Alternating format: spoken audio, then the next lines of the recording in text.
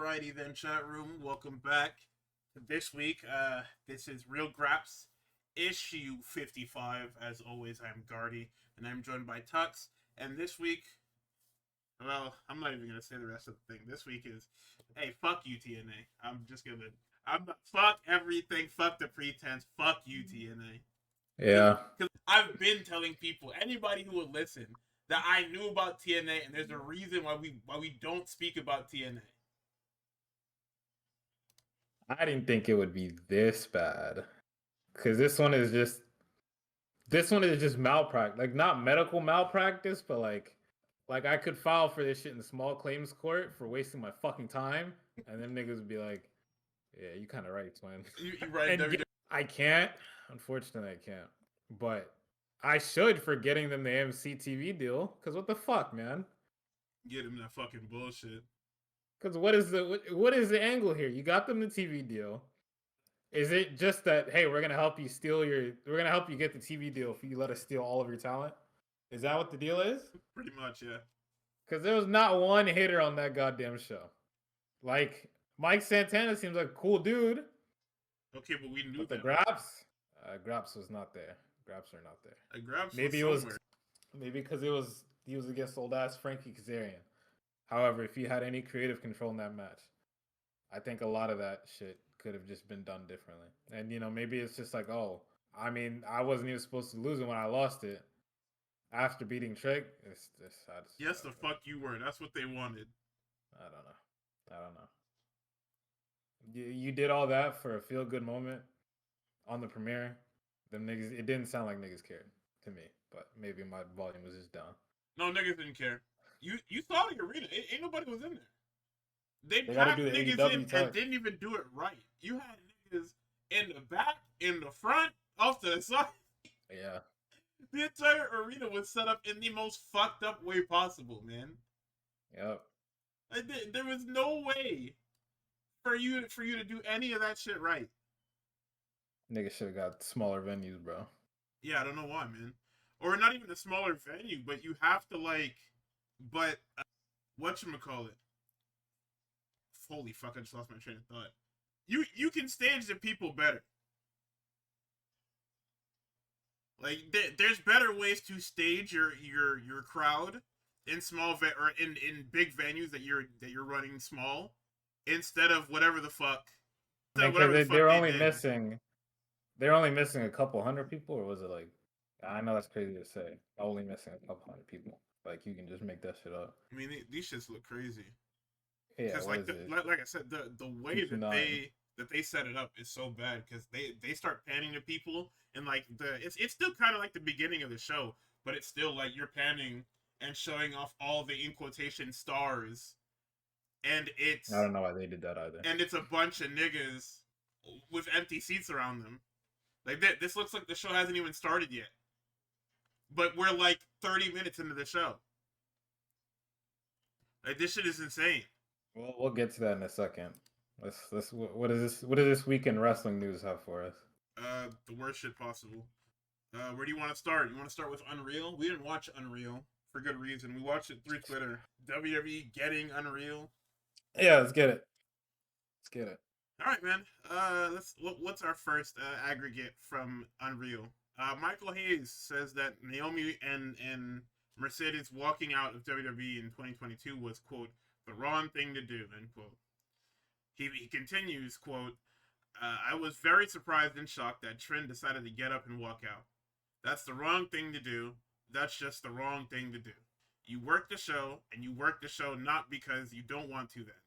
But what the fuck did he just say? What? You work the show, and you work the show not because you don't want to then.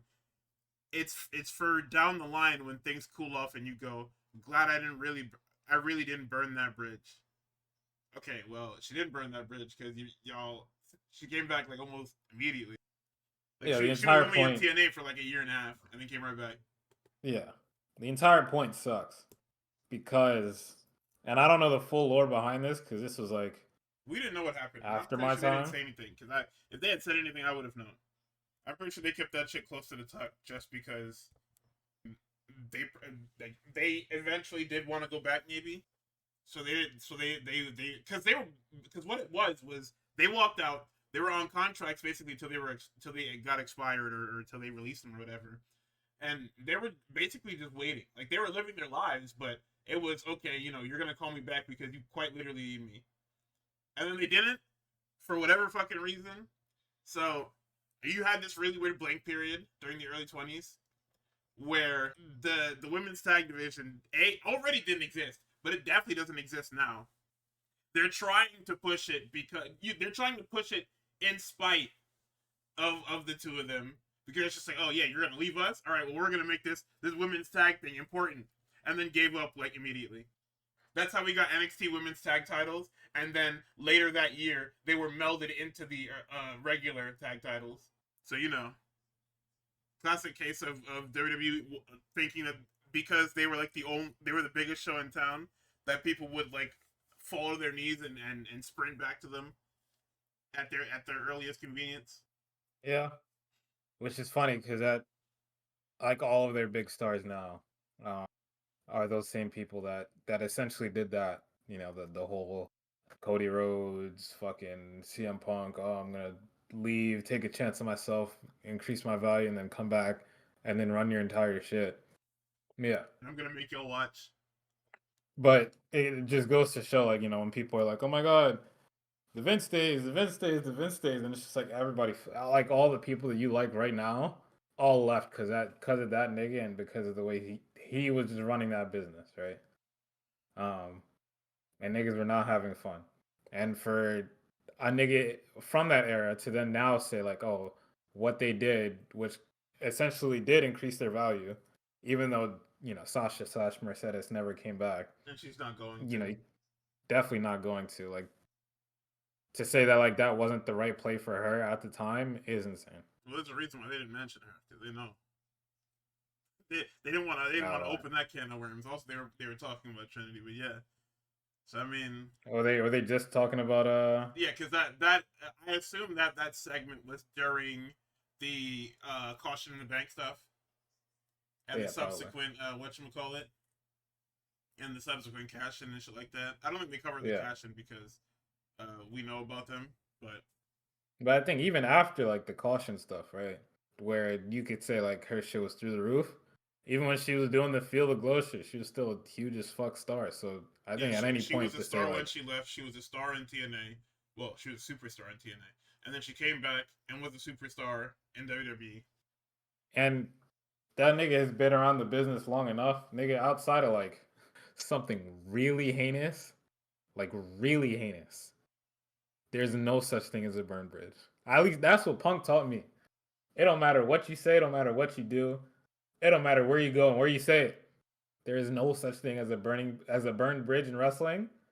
If you still draw, right? As long as you draw, niggas don't care. Don't matter. If there's money to be made, that's the type of business it is. Like at the end of the day, we know it's a business. It's just like I cannot like you, but I can understand the value you bring. So come here. Niggas gonna pull out that rickety ass line. Yeah, I work with adults. We can work past our personal differences. It's just that simple. And I just gotta look at you like, I gotta eat that because look what AEW did. This is fucking I show speed gif him nodding. I have to eat that because there's proof. Like niggas have beef. You came back. You made millions of fucking dollars. You kind of hit another boom period. Like I have to shut the fuck up. Like I can call you niggas trash, but for the most part, I gotta shut the fuck up. I sure can call you niggas trash, and I fucking will. Also coming out of Unreal, we have some planned matches for SummerSlam that didn't happen. The following are Roman Reigns and Braun Breaker. Gee, I wonder why. Sami Zayn and Seth Rollins. I'm not sure. I'm not sure why that didn't happen. They ended up sending that guy to SmackDown immediately. You said what? Which PLE is this? SummerSlam of last year. So that would have been the 2-night. That would have been Punk winning the belt from Gunther.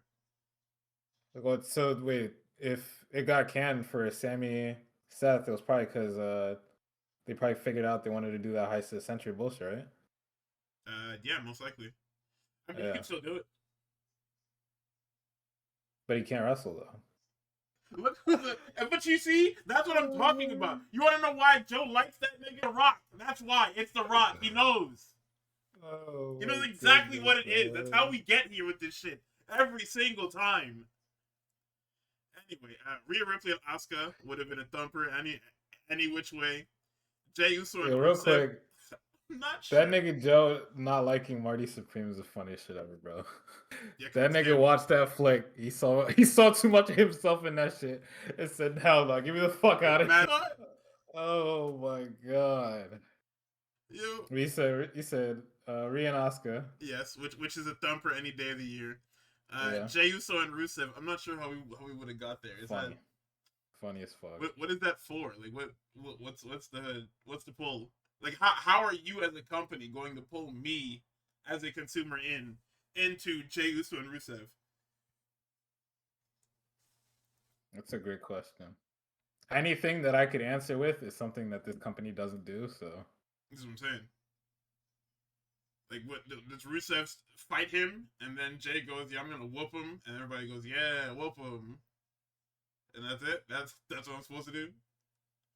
That's my whole thing. That's why I care. They continue. Demon Finn Balor versus Dominic Mysterio. Let me tell you niggas something, right? let me tell you niggas something. If Finn Balor has to put the fucking paint on to beat Dominic Mysterio, actually, he's going to fucking lose. Because you know what this means? Do you know what this match means? This match means that it is Finn in that fucking face paint against the entire Judgment Day. He's losing like shit. The only other way I can see this happening is if some stupid, silly shit happens, and fucking Dom jumps him backstage or something like that, and that fucking quote unquote activates the demon. Well, yeah, no, that's what they would have did. They would have did the same thing that Roman did, where Roman attacked him on a random SmackDown, and then Roman's cutting a promo, and then the fucking lights do the red thing, and he's like, "Hey, what the fuck was that?" And then nigga shows up at Extreme Rules, and then the match happens. That at that point, like I was already, I'm telling you, that radicalized me.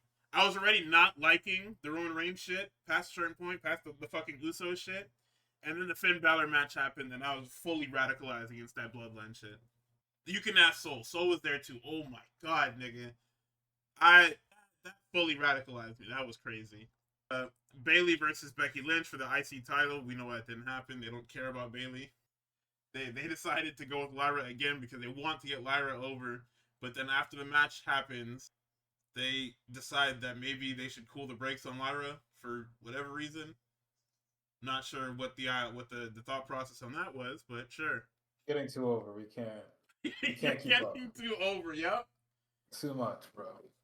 You didn't get over on our dime? Let's try and get you over the way we want you to get over. What the fuck does that mean, yo?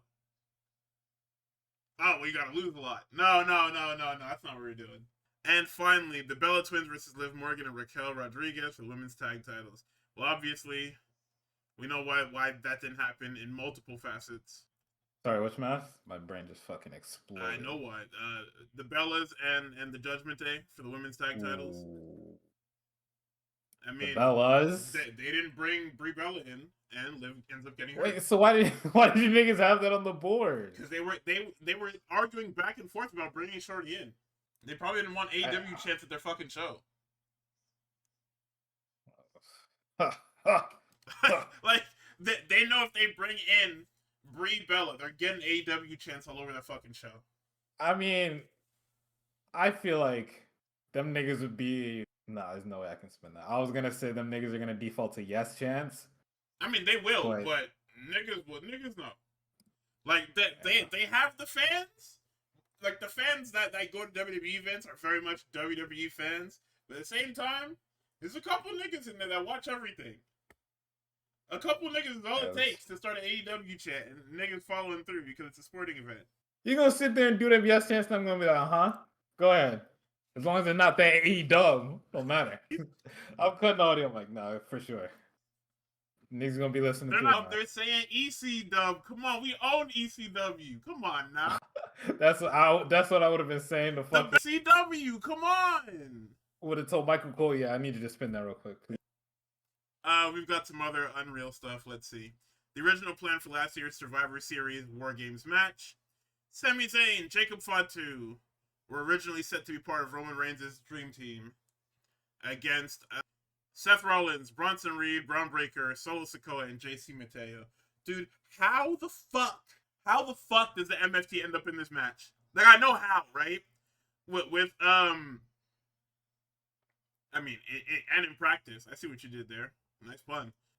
But, like, I just don't. Why are we still doing this, by the way?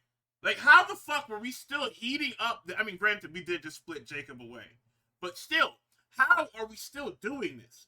Like, this MFT shit should have ended immediately. I mean, granted, it was still the I think they were still the Bloodline? Or not the Bloodline, they were still fucking, whatever the fuck? Not the point. No, they were the MFT at that point. Oh, yes, because it would have been November, right, okay. Yeah, so, point is, how? Look who's in here. No, and the worst part is, it's just Solo and just fucking Jeff Cobb. Yeah. Like, the SmackDown portion of this match is there literally just to fill time. It's literally there just to fill bodies. At that point, that shouldn't even happen. Dead. Definitely shouldn't have. But because look at the composition of this shit. It's Roman, it's Punk, and it's fucking Cody, right? That's right. And you have the Vision on the other side, right? Okay, it's 3v3. Why the fuck wouldn't you just Jey Uso? Oh, right. Okay, yeah. Because Cody would have been on SmackDown doing whatever the fuck, and then Jey would have been in the spot, right? Right, okay, yeah. And then you pivot into the fucking dream team. The fact that they never floated LaKnight is also... Because fuck funny. That guy, man. I keep telling you. Niggas were upset he got snubbed. Nigga, he was never going to be considered, man. Fam, every time that nigga comes near that main event scene, look what happens. That is fucked. It's either a 9/11 or they have him beat to shit. It is Cody vindication. LA Knight is not a main eventer. That's the nigga that they like cock teasing y'all with, and y'all fall for it every time, bro. It's like Republicans and tariffs. You niggas fall for this shit every time they try and redress it, bro. What else do we have out of Unreal? Oh, Bruce Pritchard. That fat neck bitch. Whoa. No, fuck him. That nigga said, it's predictable to go out and just have the match and have Gunther beat him and be done with it. So Pat should win. You need to be hogtied. Stupid as fuck. You need to be hogtied and waterboarded. Why? Because you're stupid as fuck. Like, I'm tired of stupid niggas like you being in charge, bro. Our fucking seasonal color commentator should beat our fucking full-time former world champion that we're trying to heat back up because he has to retire the greatest nigga in our fucking company at the end of the year. What the fuck are you talking about, man? God. You know what that is? That's the arrogance that these niggas have that they will eat anything up. That's the mentality that Vince had when he was doing whatever the fuck he was doing in the last fucking 5 years. The last 5 to 7 years of booking this stupid ass fucking, and I'm talking obviously from 2025 back because we're not even actually into this year yet. But this is the same exact mentality that this nigga has had for 7 years, where it's just we can do whatever we want because people will still watch, and they don't care how we get to the end. They only care about the end. And they were right because they trained people to act like that. It's still here in certain places. But man, is it fucking insane. What else? I mean, WrestleMania's looking kind of fucking bleak. Because we don't know what's on tap going into it. I mean, they're saying AJ Lee and Becky Lynch is like practically a lock.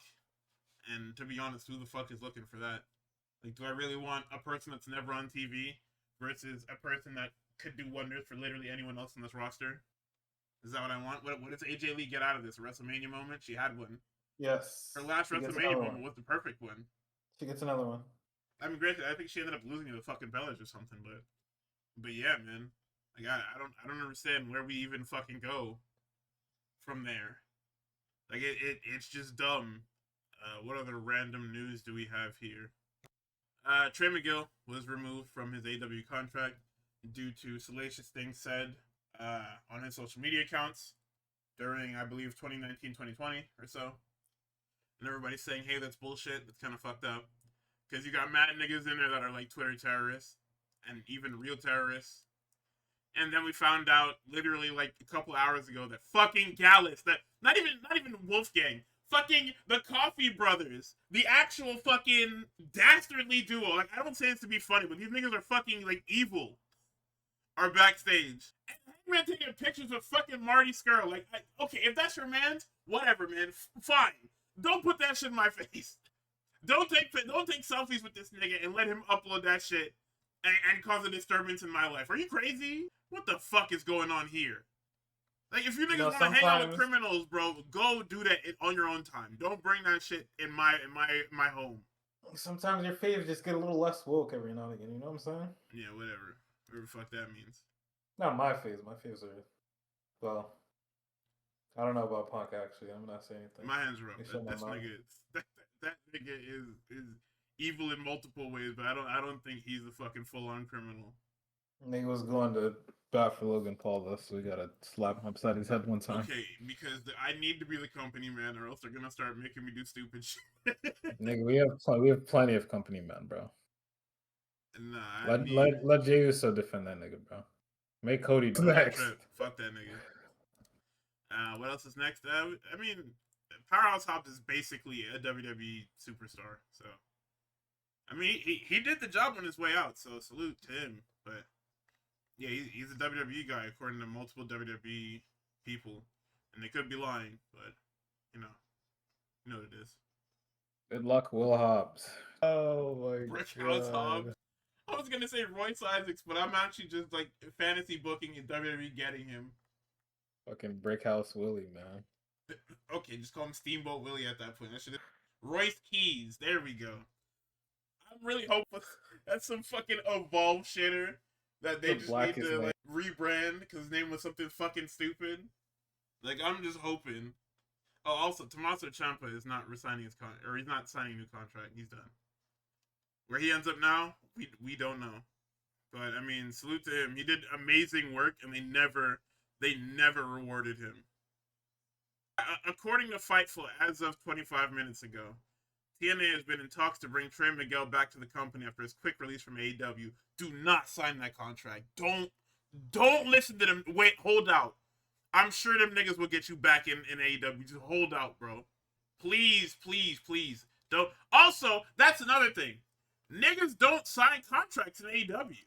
Or, sorry, in TNA. Niggas sign crazy contracts in AEW. That's the problem. But niggas don't. A lot of niggas in the past week finally, in quotations, finally signed a lot of the talent that was working on their show for the past 3 years. The most egregious one is fucking Nick Nemeth, by the way.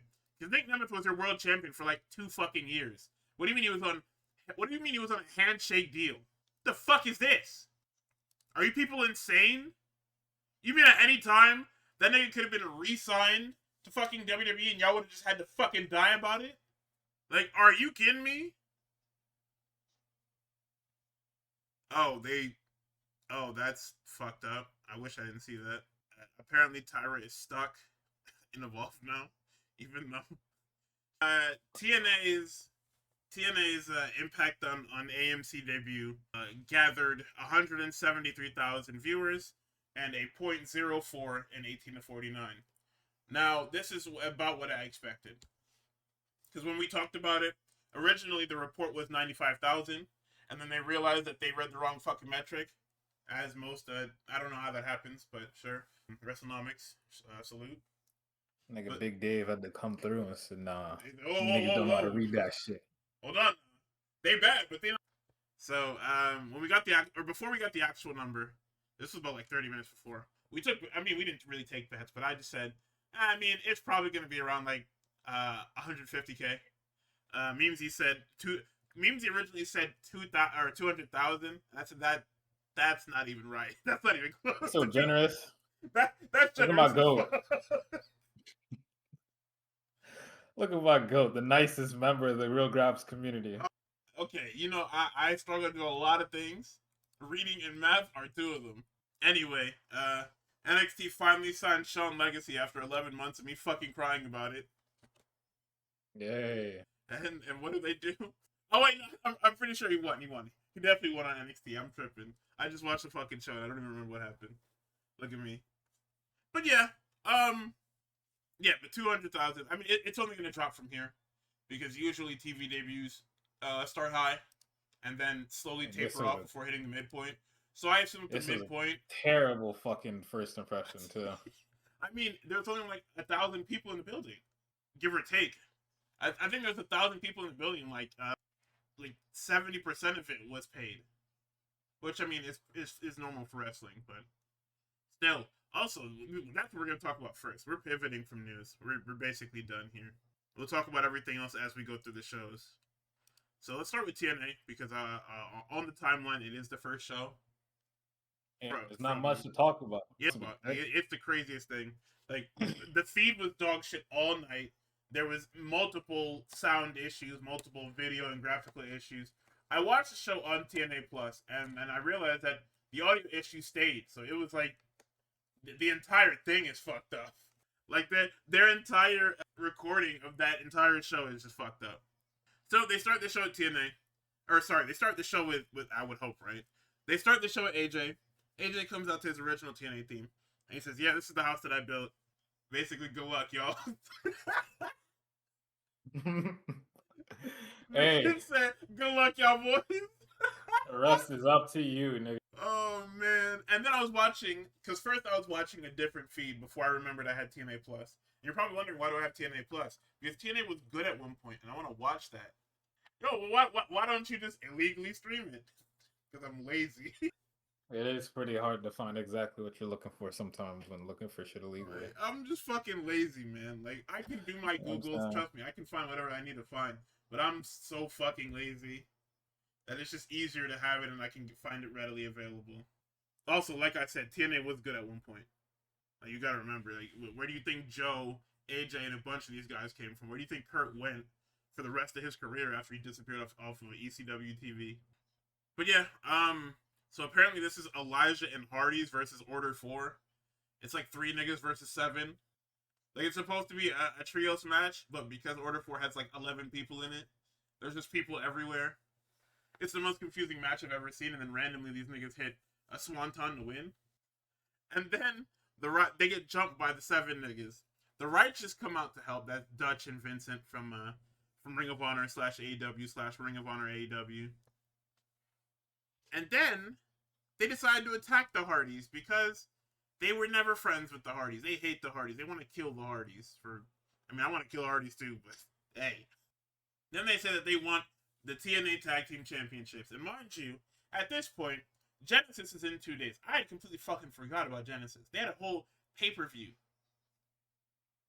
over the weekend. Yeah, that was insane to figure out. Especially with all them damn visa issues. Oh yeah, no, on this show they changed that entire show. It was insane. So, let's see. They tried to do the WWE thing that they did when they went to Netflix originally. So they keep showing people in the crowd, and then you see how poorly set up this fucking arena is for what they were trying to do. They show you a picture of some boxer. It's disrespectful for me to say that, but let's be completely fucking honest. If you're at TNA, you ain't got nothing going on. Whatever boxer you are, they trying to get you notoriety. Oh goodness! But they show you the feed of him, and behind him there's like 11 empty seats, and it's like, dude, holy fuck, nigga! They showed me content creators and streamers and YouTubers. I said, hey, have you niggas lost? But apparently it's a thing that TNA does, where they fly out content creators that cover their program, and. I mean, yeah, but maybe you shouldn't tell me that the people you paid off are in the ground. Maybe the people maybe you shouldn't tell me who got the comp tickets a little bit. You know what I mean? Like, lie a little bit. Just, hey, we got fans here. Hey, I know them niggas. Like, how hard is it to say, hey, we got a bunch of fans, and then have your color guy or whatever, say who they are. Hey, I know these niggas. They're such and such or whatever. No, you said, let's go to our streamer and reactor section of our crowd, and it's a bunch of niggas that I've never seen before in my life. I mean, and that's a good thing, because I think that when you consume wrestling content, it's kind of fucked up. Granted, we technically are wrestling content as well, but it's different. Some of that stuff is fucking crazy. Like, I feel like I yell about the right things A lot of these niggas, these are niggas that look at LA Knight and go, "Yup, that's the one." And hey, because with us, is we're talking about the product, right? Niggas that talk about the product and be dead ass about the product, that's one thing. A lot of the niggas that be getting flown out are the niggas that are yelling and screaming about returns solely so that they can get put on the fucking recap on the fucking Monday Night Raw and Friday Night shameless. Them SmackDown. niggas don't even send you a fucking John Cena hat in the mail. Yep. Shit is And hey, fucking look, ridiculous. it might get you a TNA flyout too. I don't want that. What the fuck am I gonna do with that? What am I gonna watch over there, Moose? What the fuck? See, that's why we ain't got no fucking tickets, man. Oh my god. What have Eric Young sitting on a fucking folding chair on an island. I don't know if anyone saw that. I thought he was sitting on the steps in the aisle, bro. He looks like he is in the middle of fucking nowhere in this small ass crowd, and they have a VIP section tailored around him. He was pissed the fuck off, bro. I don't know what they did. They like at first it was all dark, then they put the lights on him. Nigga still, he wouldn't smile, he wouldn't wave, he wouldn't do nothing, bro. That nigga wanted to go home. And why the fuck am I out here? You got mad niggas in this company, and I'm out here? Well, we got TNA legend Eric Young, nobody else. We've got Candice Michelle, somebody who didn't work here. Mara Sade, you know, one of our new talents. Somebody who does work here, yeah. And then AJ Francis and fucking Casey Navarro, I think. Mara Sade, I'm like, nigga, why is she not working? What? So, Santino comes out. Santino comes out, says he needs an assistant.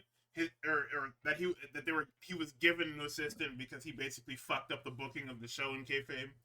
His new assistant is the former Sonya Deville, now known as Daria Ray. And then you know what's crazy? She walks out, and my next note is the most clearly evil human being ever. Nigga, she walks in the ring and immediately starts berating this nigga. I said, "Oh wow, holy shit."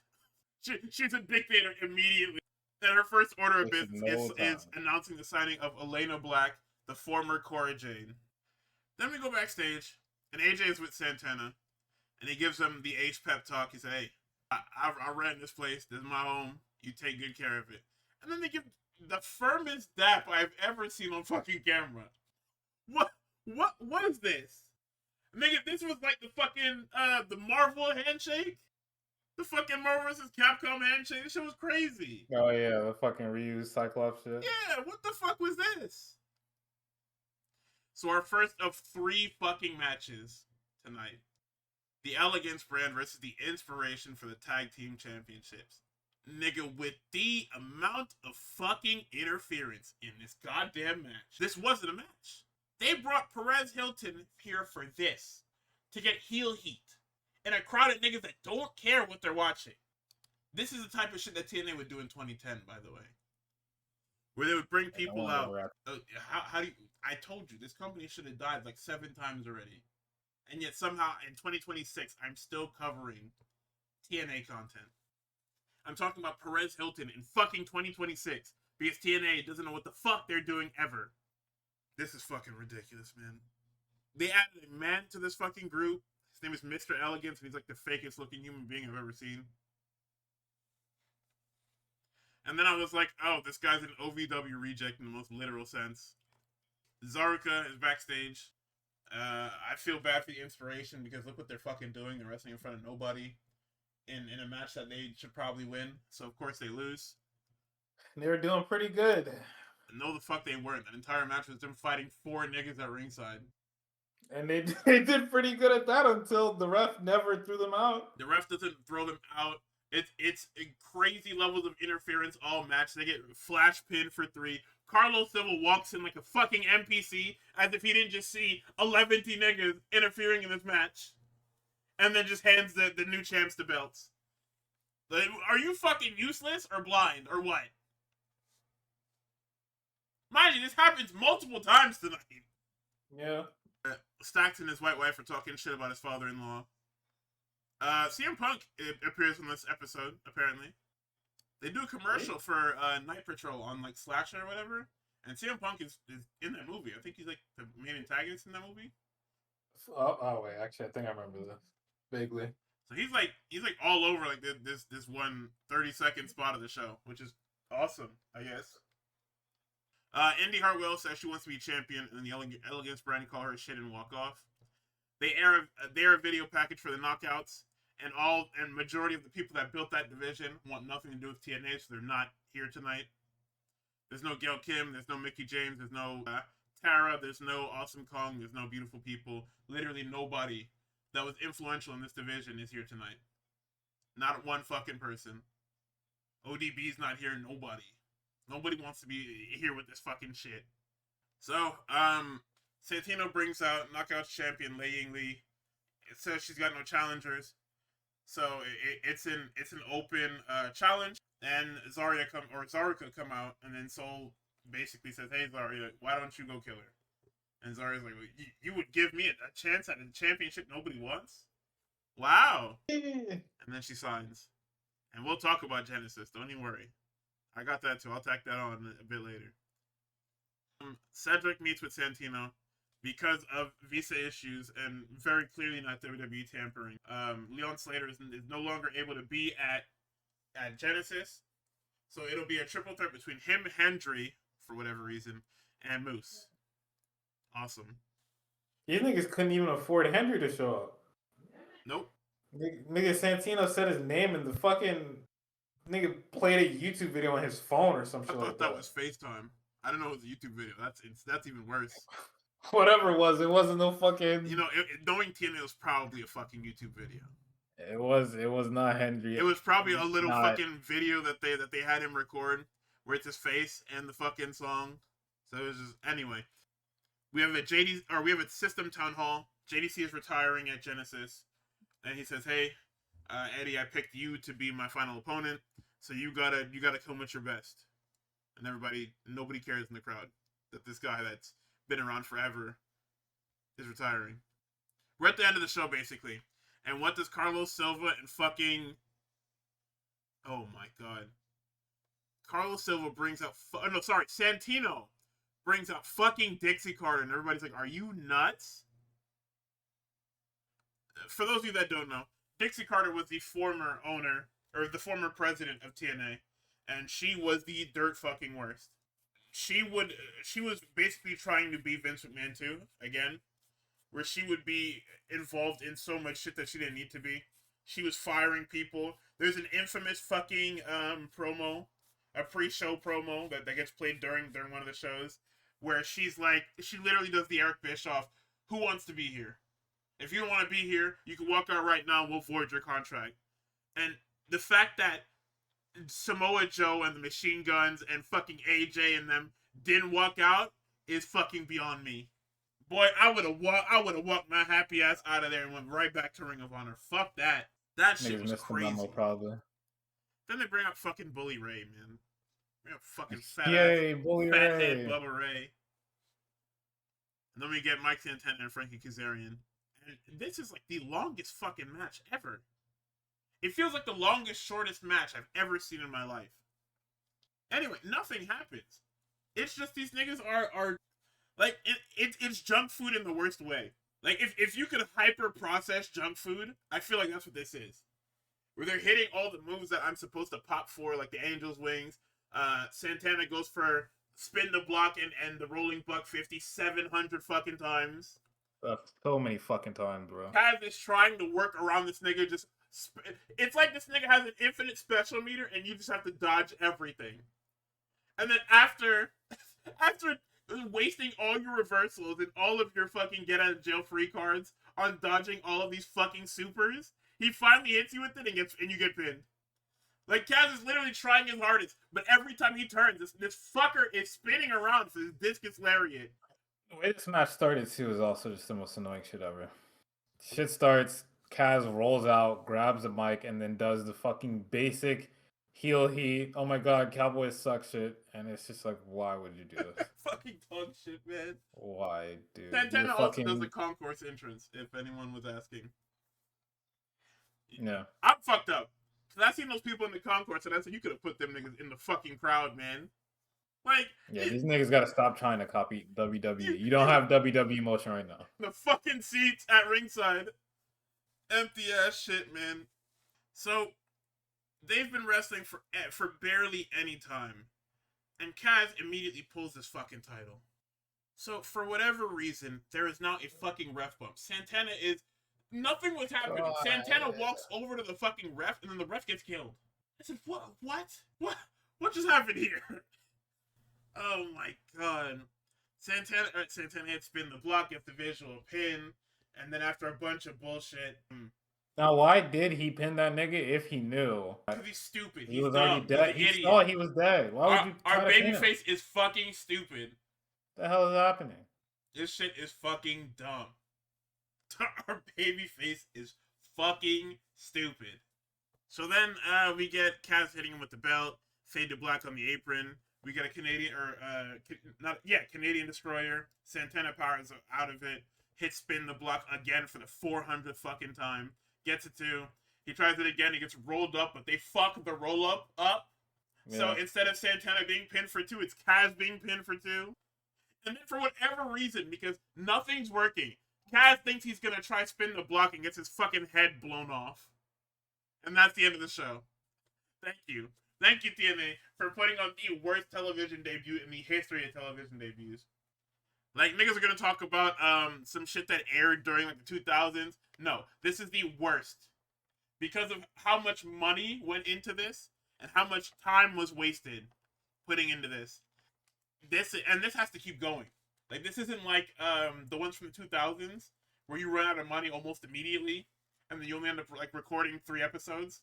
I'm gonna have to watch, well, not have to watch, but I'm gonna have to hear about a full calendar year of this fucking bullshit before AMC even thinks about pulling the plug. And they might not. They probably won't, because that 173 is probably a lot more. Probably pretty good. No, I know they saw that number and were sick. I know that number hit the president's desk and he said, holy shit, what did we just buy?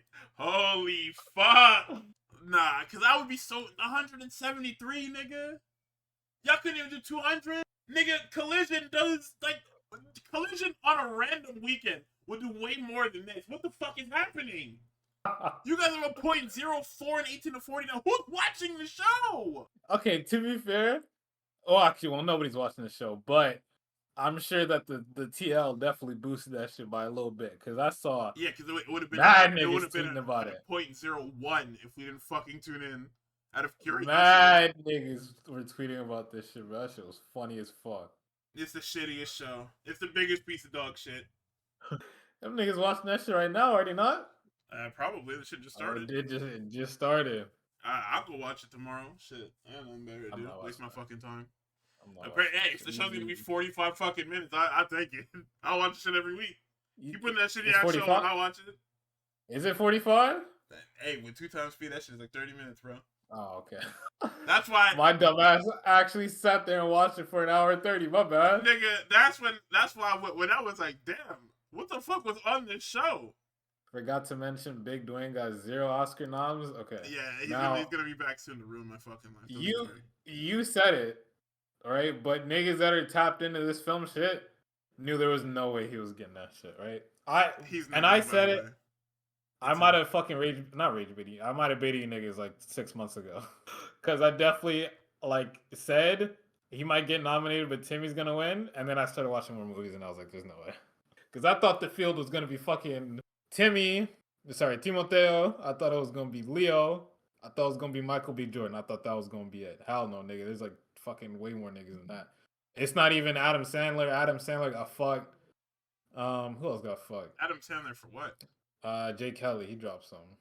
Who else was out there? Fucking Paul Mescal. He wasn't even going for leading actor. He got fucked. This mad nigga's getting fucking snubbed right now, bro. It's sick business. It's sick work. It's sick work. Crazy. However, he did get them niggas a fucking nice little makeup practical effects nomination. They would have got that. You know what I'm saying? Probably would have, but it's award season is crazy. Now I don't know if Oscars was his ultimate goal, right? We're saying this. We don't know if Dwayne wanted an Oscar nom. I don't know how much them niggas was fucking bullshitting him, all right? Because, what is it, Benny Safdie? The niggas could have been telling Benny Safdie anything, but Benny Safdie know the business, all right? Nigga, Marty Supreme, that shit was always going to be the one. It was always their tried and true, their fucking classic high-anxiety thriller movie. And the fact that Dwayne didn't pick that one over fucking Benny, I don't know what that nigga was telling you, but it definitely was not ever going to be you. He also wrote a speech for the Golden Globes, and he absolutely was never winning that. Okay, I forgot he did. I forgot he did that. Hey. Oh no, Dwayne. All right, so it's like, all right, now he's definitely coming back, right? Saudi Arabia, Imminent. 2027. We'll be Roman Reigns versus The Rock. We will be seeing you. Yeah, and I can't fucking wait. I can't wait for the cope when that match happens. Oh, well, you see, if we had gotten it 3 years ago, it would have been good. No. Are you crazy? No. What changed? There's less people. That's what changed, and that's why it's shit. Like, no, I want to know what would have changed between fucking 2023 and 2027. Go ahead. No, no. What changed? If anything, now Dwayne has a full year to prepare and make a knock dog shit match if he wants to. I don't know if he has it in him. I don't think it's possible, but there should be no excuse. There cannot be any excuses next year if it's ass. Well, an entire calendar year to get yourself ready to build a good match. A whole year. 365 Roman doesn't even fucking work. So if anything, 365 plus days. Like, you actually can't even talk about injuries because Roman doesn't work, and this nigga doesn't do anything in the fucking movies that he's in. Yeah. Which is probably why Dwayne didn't want to give him the fucking his agent's number, nigga. You know, you have to actually work in these movies, right? Like, you can't just sit there and fucking aura farm. Like, if you want to be a leading actor, a leading or supporting actor, I need you to memorize your fucking script, man. Yeah, his script is gonna be moving his face or whatever the fuck he does. In fact, that's the bare minimum. I'm in God mode now. That's not in the script.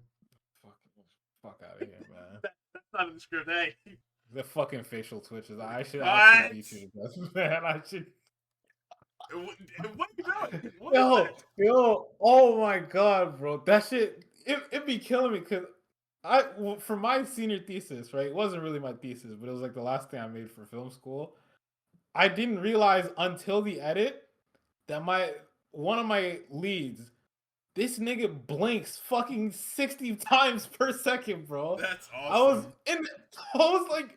I was talking about edit. I was like, yo, do you see something off with this nigga? She's like, no. And I'm like, does he blink more than normal? Am I crazy? And she's like, oh no, that's right. That's facts. And I couldn't go back and fucking redo it. Nigga, what the fuck? I think that's just his quirk. He's just like Roman. Niggas just be doing. They think that's acting. This should piss me off. Sorry, that just pissed me the fuck off. Anyway, Saudi Arabia 2027, Roman Reigns versus The Rock, 2 p.m. Eastern Standard Time. Yeah, it is kind of crazy. I'm gonna be at work, and this fucking Saudi Rumble is gonna be going on. That's gonna be evil as hell. All right, so let me speed through Genesis real quick. I only watched 2 matches. I watched the JDC retirement match.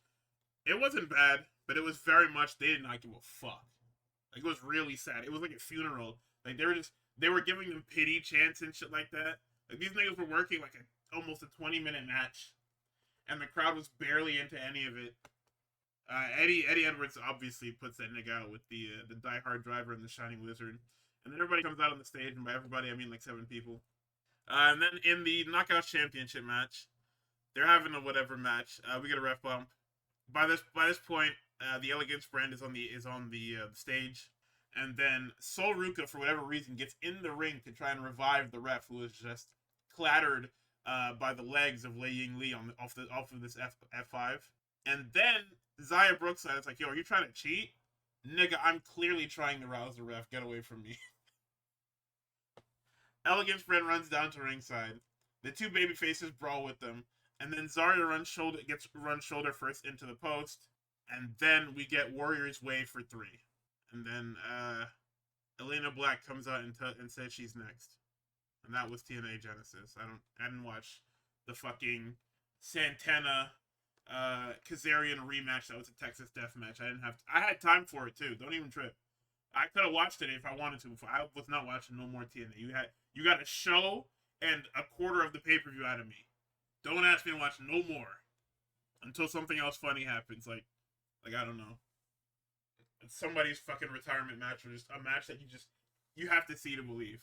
All right, and an hour in, back to our regularly scheduled programming.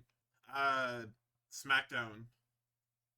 This show needs to stop being 3 hours. I'm so serious. This show needs to stop being please, bro. Please stop making the show 3 hours. SmackDown? Yes, if anyone can hear me, please stop showing. I'm not gonna lie, I did not get to that bitch this week, but I did watch the one match that mattered to me. Please, bro. Please stop making this fucking show 3 hours. I don't know why they went back. Like honestly, I understand that's like the protocol for like Mania season is that like we extend it, but like you would say it's so fucked up. Why didn't y'all take TNA? You let them niggas go to fucking AMC and get their asses beat? You do not watch that. See how Tuxton watched the SmackDown with his fave GM's incompetence? Don't worry, Gardy's gonna break it down for me because he watched it. Yeah, unfortunately I did. Drew comes out. He gets a hero's welcome. He calls the fans fickle. Says he prayed for times like this. It's a rhyme like this. Yeah, actually. He starts talking shit about Cody. Randy comes out. Randy says he wants the title. Jacob Fatu comes out, and then he runs Drew off like the fucking coward bitch ass nigga he is. And then as Randy is watching and laughing, he gets hit with a skull crushing finale by The Miz, and that leads into our first match, which is the qualifier for the 4-way at Saturday Night's Main Event. Nothing happened. It's a Miz match. Nothing happened. Randy was able to hit the fucking classics, and that was it. RKO for 3. You know, I hate to do this. I love that niggas tried to gaslight me into thinking that Melo Miz pairing was gonna be something. It's not about the Miz. It's about Melo having somebody that puts him on TV. And the whole thing would be that he would be on TV more than just fucking randomly in the background. Because if they're putting the Miz on TV as much as they were, there's no reason why the nigga attached to him shouldn't be on TV like that. What is this? What is this infatuation that they have with the Miz, bro? What is it? He's a lifer. He's a guy that will literally do anything you ask him to, and he's only been injured seriously one time. I can't say what I want to say on air at the moment, so we're just gonna continue on. What was the next segment after this? Drew's running through the back. No, wait, what? Wait, did Drew mention the Nick Aldis thing in the opener? I don't know. Only he did. When Nick Aldis? Or was it later? It was probably later. I don't even know what Nick Aldis thing we're talking about. Well, that Nick Aldis put a clause in that Cody can't rematch. Oh, I wasn't paying attention. I missed that. The nigga was talking, and I just wasn't paying attention. To defend Nick Aldis. The rematch clause didn't exist anyway. What the fuck? I was gonna say that niggas don't get rematches. Only like 3 niggas in the company get rematches. What kind of shit? You were a nigga that got rematches. What are we talking about? You lost. You weren't even the champion. I don't know how Drew ended up getting rematches, but normally the rematch clause doesn't count. Like it counts when they want it to. When they see potential in it, they will do it. Because the New Day were right. They didn't get their return match. Like, don't get me wrong, Pierce is my dog, and fucking with the New Day is funny, but they were right. Them niggas didn't get anything. They lost them belts and didn't get a fucking thing. It's the fact that Drew snuck it in the contract and that Nick Aldis let that pass. He probably let it pass. Bro, how do you even let that pass? Like, how do you sneak that into a contract? I don't think he snuck it. I think Nick found it. He was just like, this won't be relevant. I'm sure it won't be relevant. That's not even having faith. You're just a fucking idiot. It's malpractice a little bit, but it's... Okay, to be completely fair, the last 2 days I have been fucked. Like, my attention span has been ruined. I've been barely able to fucking focus on anything. Like, it's to the point where, like, even driving, I'm fucked. Alright, we gotta get you some Adderall, big dog. Like, I just can't. I haven't been able to focus lately, so. There will be no death to Nick Aldis, not yet. I'm sure I'll fuck up tomorrow. Don't even worry about it. He was back in his home country, alright? He gets a pass this week. He was back in the motherland. Let's be nice. Let's be nice to him. Ilya says, "Listen, man, I'm coming for you. I'm gonna kill Sammy tonight, and I'll kill you next." And Drew said, "Yeah, sure, man. Whatever, move." The Wyatts say, "Yo, you stole our fucking lantern and we're gonna kick your ass."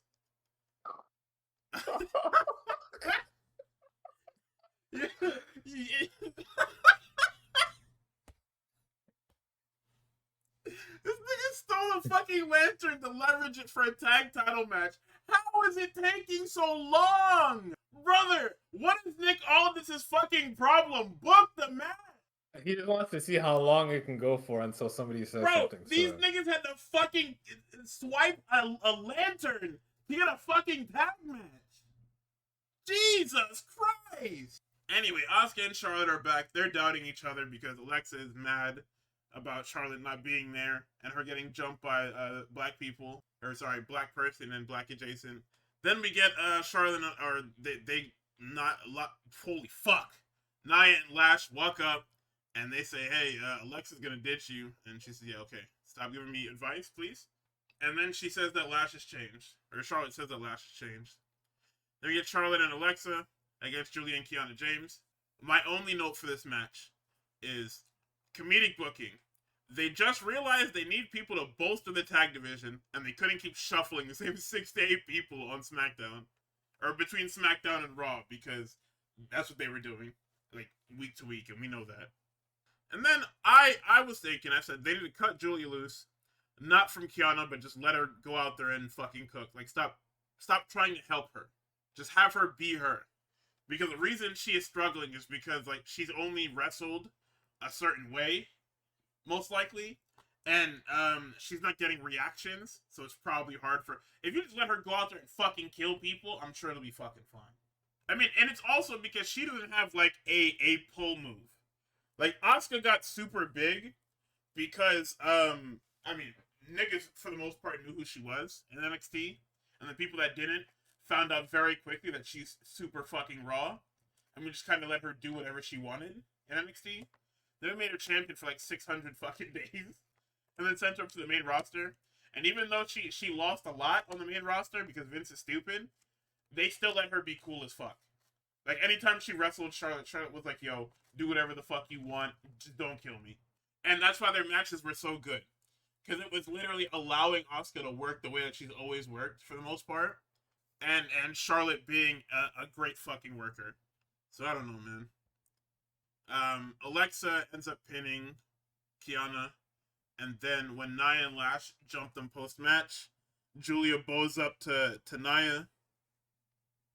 And then Kiana holds her back. I'm not gonna lie.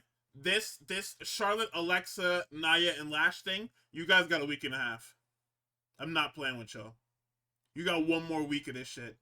You got a special event, a pay-per-view, and a week to finish this shit up, because I'm done.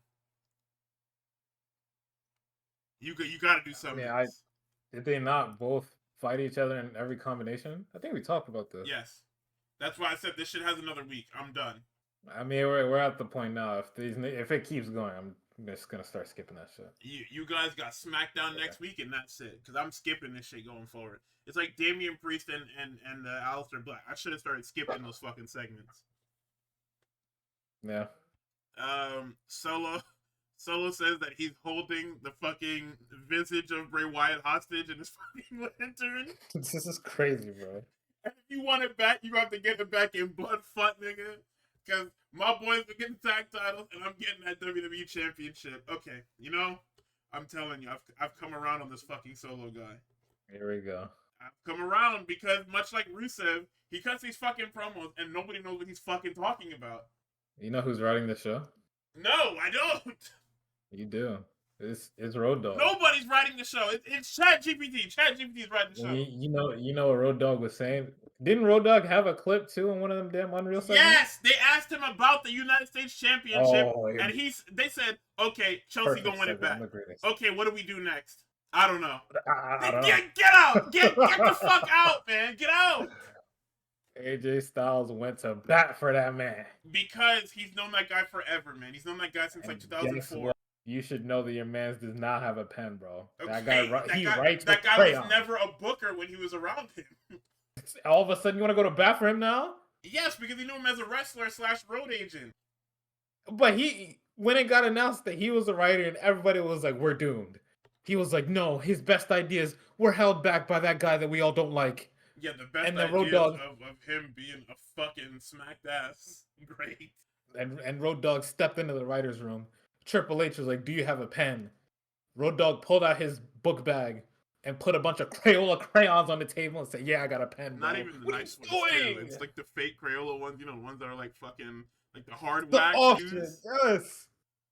That was Like, crazy. what? Who the fuck was What? making? Nah, you crazy art niggas. Like you came a long way, but that was egregious back in the day. Those were fake crayons, man. Like I don't know how you make Goodness fake crayons. gracious. What is happening? The Ace is back. Sorry, Inspector Gadget's back. He says he wasn't just the company champion. He was our champion. He asked what Shawn Michaels, Hulk Hogan, and Steve Austin have in common with himself, and it's being back-to-back Rumble winners, and only one of them have won 3, Steve Austin. He references What Culture Pro Wrestling that he used to come to in the UK and work. He declares for the Rumble. He asks what they want to talk about. He says, yo, Jacob, I have no patience for this. You're getting this receipt, fucker.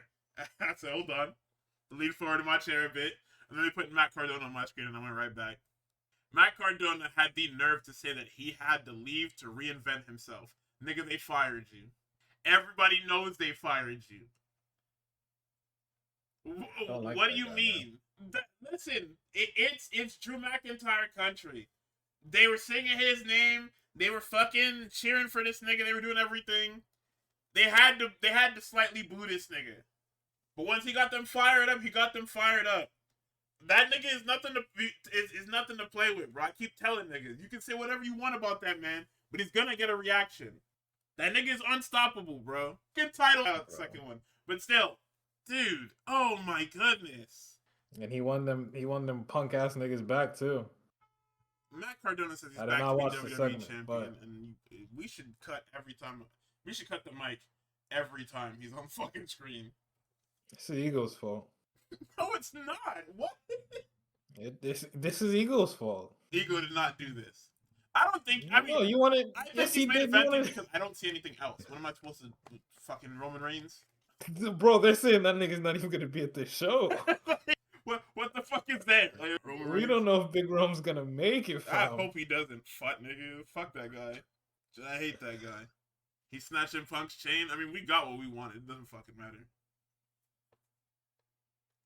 I honestly do think it don't matter where Cody gets slotted. He's probably main events in that bitch. I don't think he could be doing anything. I think that's when the Cody match everybody just leaves. Yes, bro. Because what else are they about to show me? And here's another guy that I was clearly wrong about. Trick Williams versus Matt Cardona. This is another one of those qualifiers. But no, wait. Before I gotta get my shit off. The Ego wanted to do his work life shit and didn't understand what it takes to keep your work wife's husband at home. All right, bro. There that was nigga's no in work the same wife. industry. What are you doing? It was work wife, bro. No. Stop it. Crazy, bro. Do they not have titles together? So Cardona ain't got no titles with her.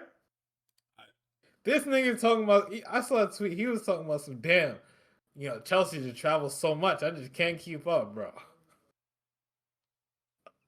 TNA needs you, dog. They need you. They need you bad, bro. To do what? They didn't even make him the champion. They picked fucking Kazarian over this nigga. Cause this nigga kept he was enjoying them NXT visits a little too much. That's what it was. He wrestled on that show once. But he kept showing up. He was probably backstage. Yeah, he was. Every time niggas was going to NXT, he went. Yep. Just talking to Ava. You're not even on the team, dog. What you doing? Not on the team. Just talking to Ava. You know what I'm saying? Yo, so like The Rock was really your dad? Like that was your mom's Really your dad is fucking funny. No, that's funny. The shittiest small talk you ever heard. Begging them to take him back. Don't let this nigga come here again. Wow, how was that? I bet it must have been awesome. Yeah. So what was that like? Like watching him on TV. I think I'm crying. That's fucking stupid. Fucking ridiculous. Right, we can get to the match, bro. There's nothing to talk about, man. Yo, okay. Joe Test says, Tricky 2 times, 8 abs, 3 chains, 3 cars, and if you listen to him, 2 feet for them lemon pepper steppers. Mr. Whoop That is back. I said, holy shit. You said Joe Test said that? Test was cooking. Oh, okay, man. Oh my, I heard that shit. I had to go back 7 times to catch this shit. We're fast tracking a Joe Test being put in a fucking durag, bro. It's getting scary. Oh my goodness. Bro, I said thank God it's Tess instead of Cole on commentary, so Cardona doesn't just get buried. Dude, I don't know what the fuck Michael Cole's problem was during that damn John Cena tournament.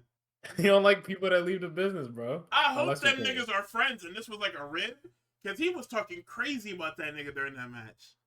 But anyway, Corey said everything from Cardona's first run has been studied, and I said nobody is studying Zack Ryder tapes. Stop it. Not one person was watching a single Zack Ryder tape. I'm reading the ancient text, bro. On fucking Zack Ryder, it's 3 sentences. You know, you pull up the wrestler encyclopedia, the fucking where it has everybody's stats and everything. Cardona's section is 3 sentences long. Most niggas have like 3 pages. Cardona has 3 sentences. All 3 of them sentences is fucking ooh. You know it. Then Corey asked Tess if he's got the lemon pepper steppers, and these niggas are having a fucking ball on commentary.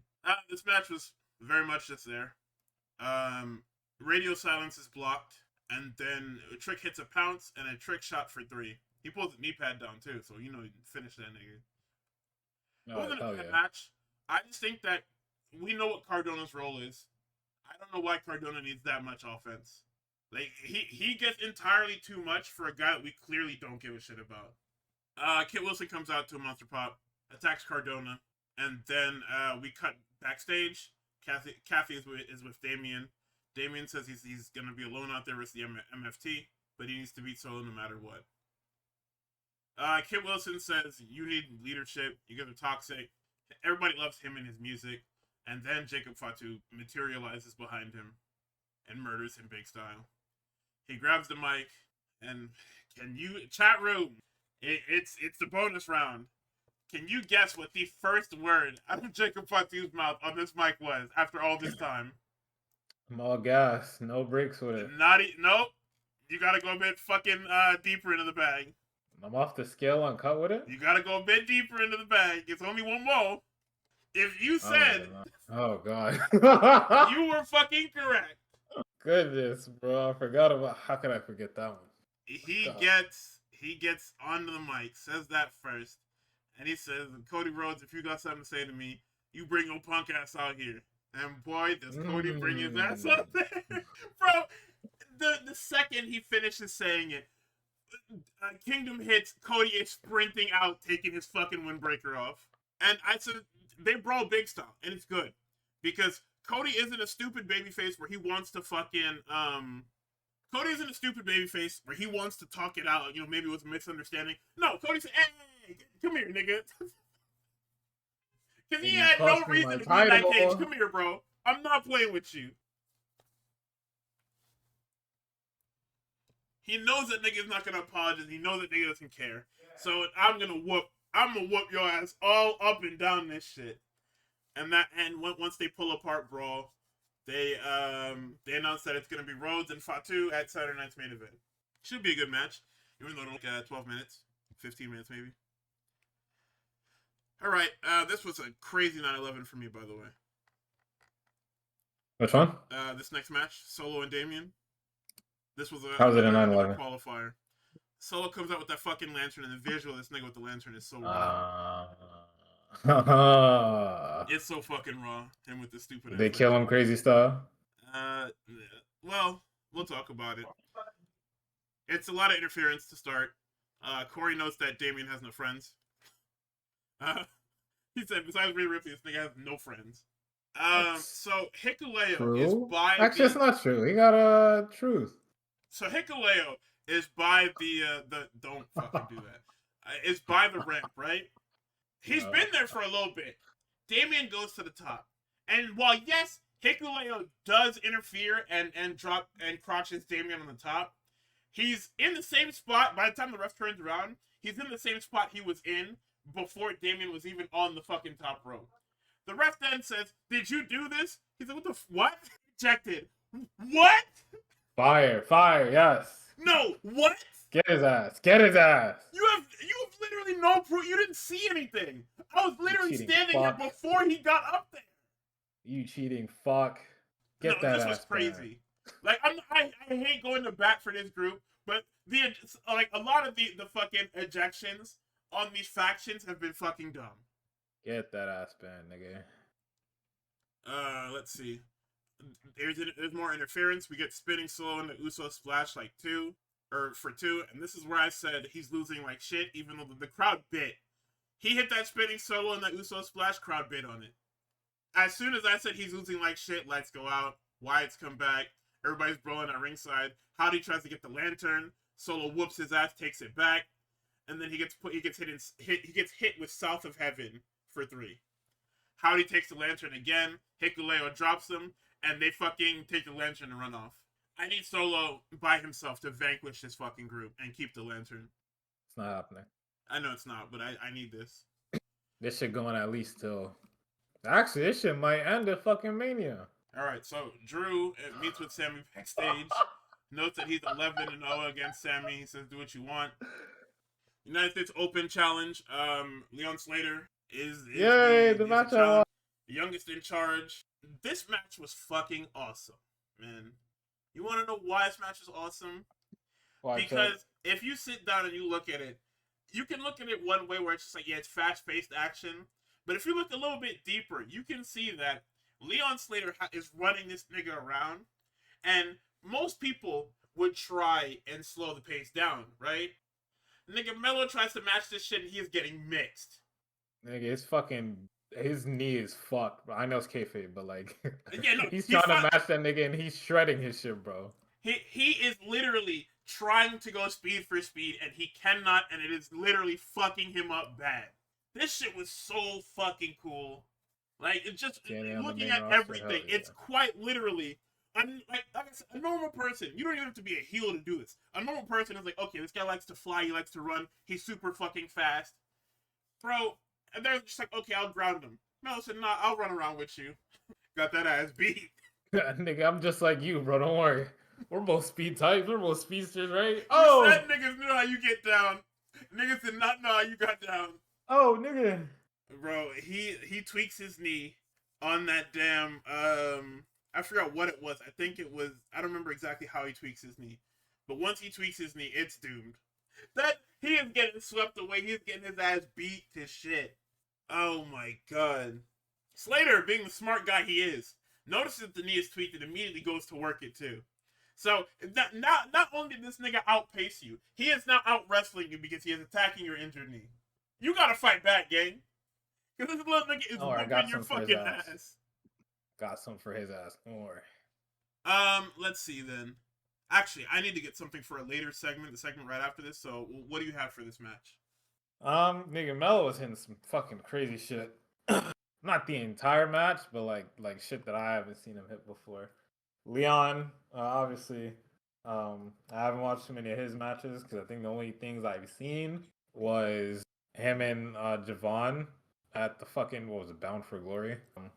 So seeing him in like a one-on-one against somebody like Melo, I thought, honestly, it's gonna sound crazy, I think I liked this match a little better.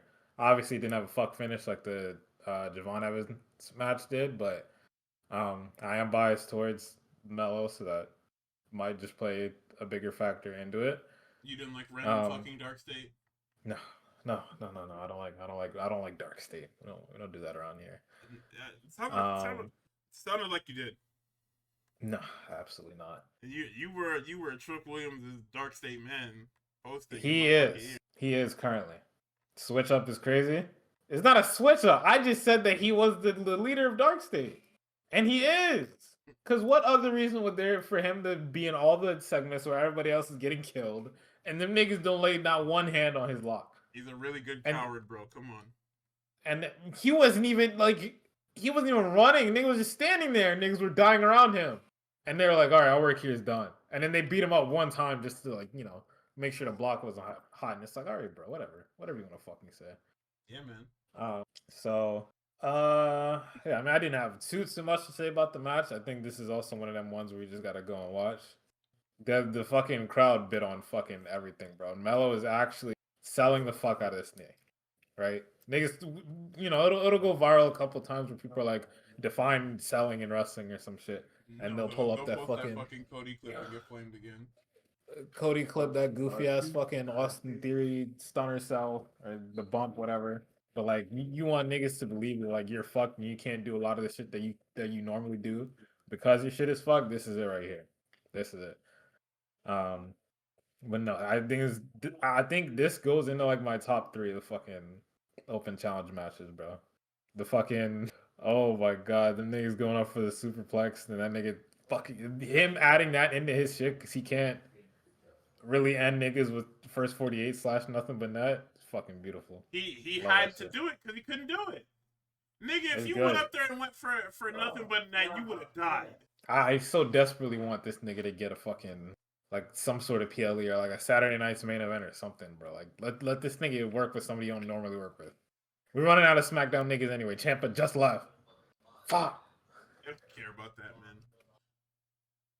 You said I don't care about that, man? No, I said they don't care about that, man. Oh, yeah. Because At least he went out. Be stuck with the weird or in the places that we are. At least he came out on a high. We coming back to the AJ match tomorrow. We better. Never got that shit. Where are they? Oh, they're in Toronto. Or no, sorry, Montreal. Toronto is Monday. Yes, sir. But ridiculous.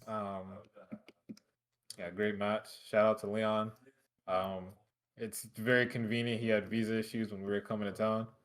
But okay, to be fair, like 2 things can be true here, but it's way funnier to think that WWE had him from the fucking TNA show to work SmackDown. This did look real convenient.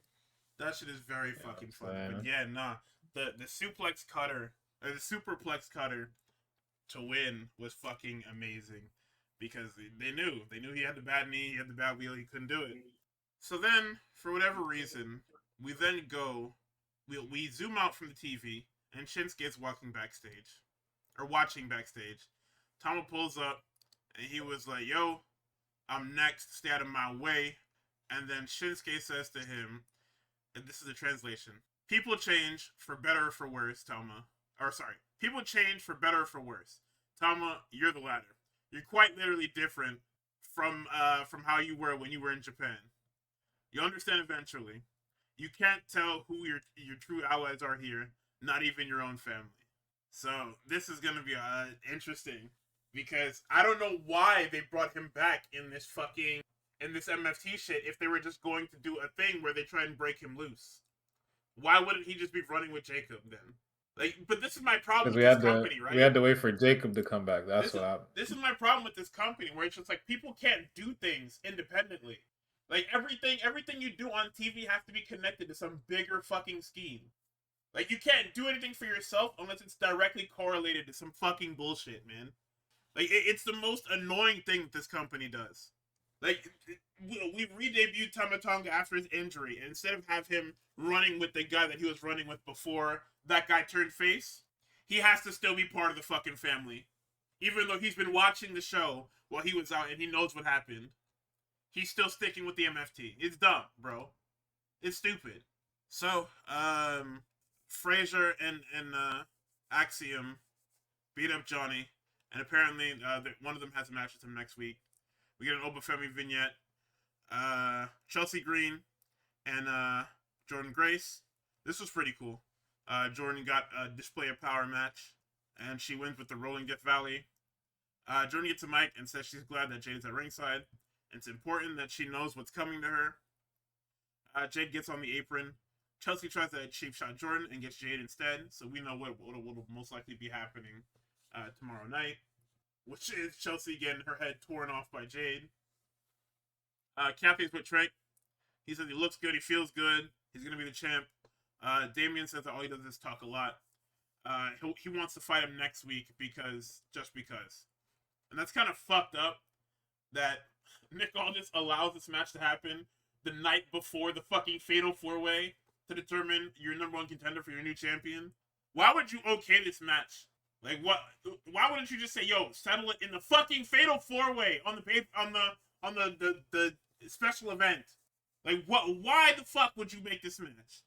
Chaos. So next week on SmackDown, number 1 contenders triple threat: Julia and Kiana versus Charlotte and Alexa versus Nia and Lash. Tag team championships: Wyatt 6 versus MFT, and then Trick Williams and Damian Priest for whatever fucking reason, because we're dumb. And in our main event, Bloodsport. It's it's Ilya Dragunov and Sami Zayn, and boy did Sami decide to completely flip his fucking character. And I mean this in the most fun way possible. Because this was Sami Zayn that went out and very much was like, if you want to fight, I will fucking fight you. And it's a good wrinkle for Sami's character, because Sami for the most part has been like, yeah, I'm gonna stick to my guns. I know it works, and he tries that at first, and then he starts getting hit. So he starts to start hitting this nigga back, and it gets to a point where he gets this nigga down, and Sami is punching away at him, and then he punches him. He's like legit shoot punches him. Boy, he catches him good because all it took was one punch, and this guy's fucking eyebrow is busted open. I hit him with his fucking knuckle or something like that. Like it's immediate fucking blood, or it's immediate wound to blood fucking whatchamacallit. It's immediate blood to just blood all over his fucking face, and it's awesome. It's absolutely fucking fantastic. Because we get some cool stuff. We get a sunset bomb off the top. The damn Blue Thunder Bomb escape into the Constantine special. We get Torpedo Moscow on the apron.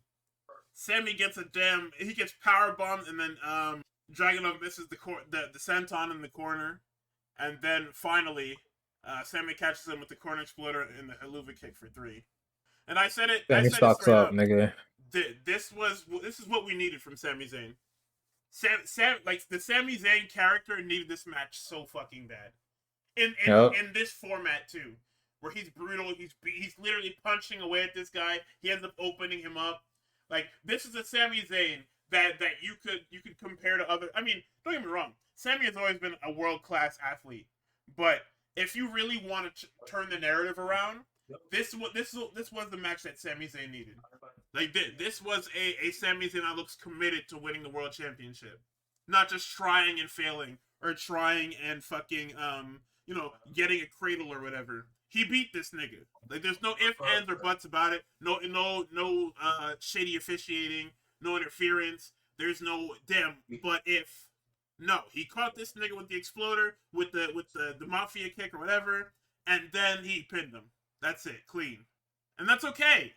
Like, I'm tired of people thinking that you can't pin somebody clean, bro. It's okay. Yeah, sometimes niggas just die. Niggas need to lose.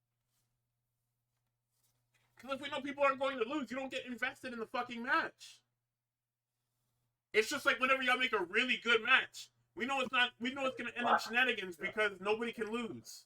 Like, that's my biggest pet peeve with American wrestling, is that there's this, like, unwritten stigma that guys just can't lose. Like, if you get pinned normally, then there's no comeback match from it. That's not true at all.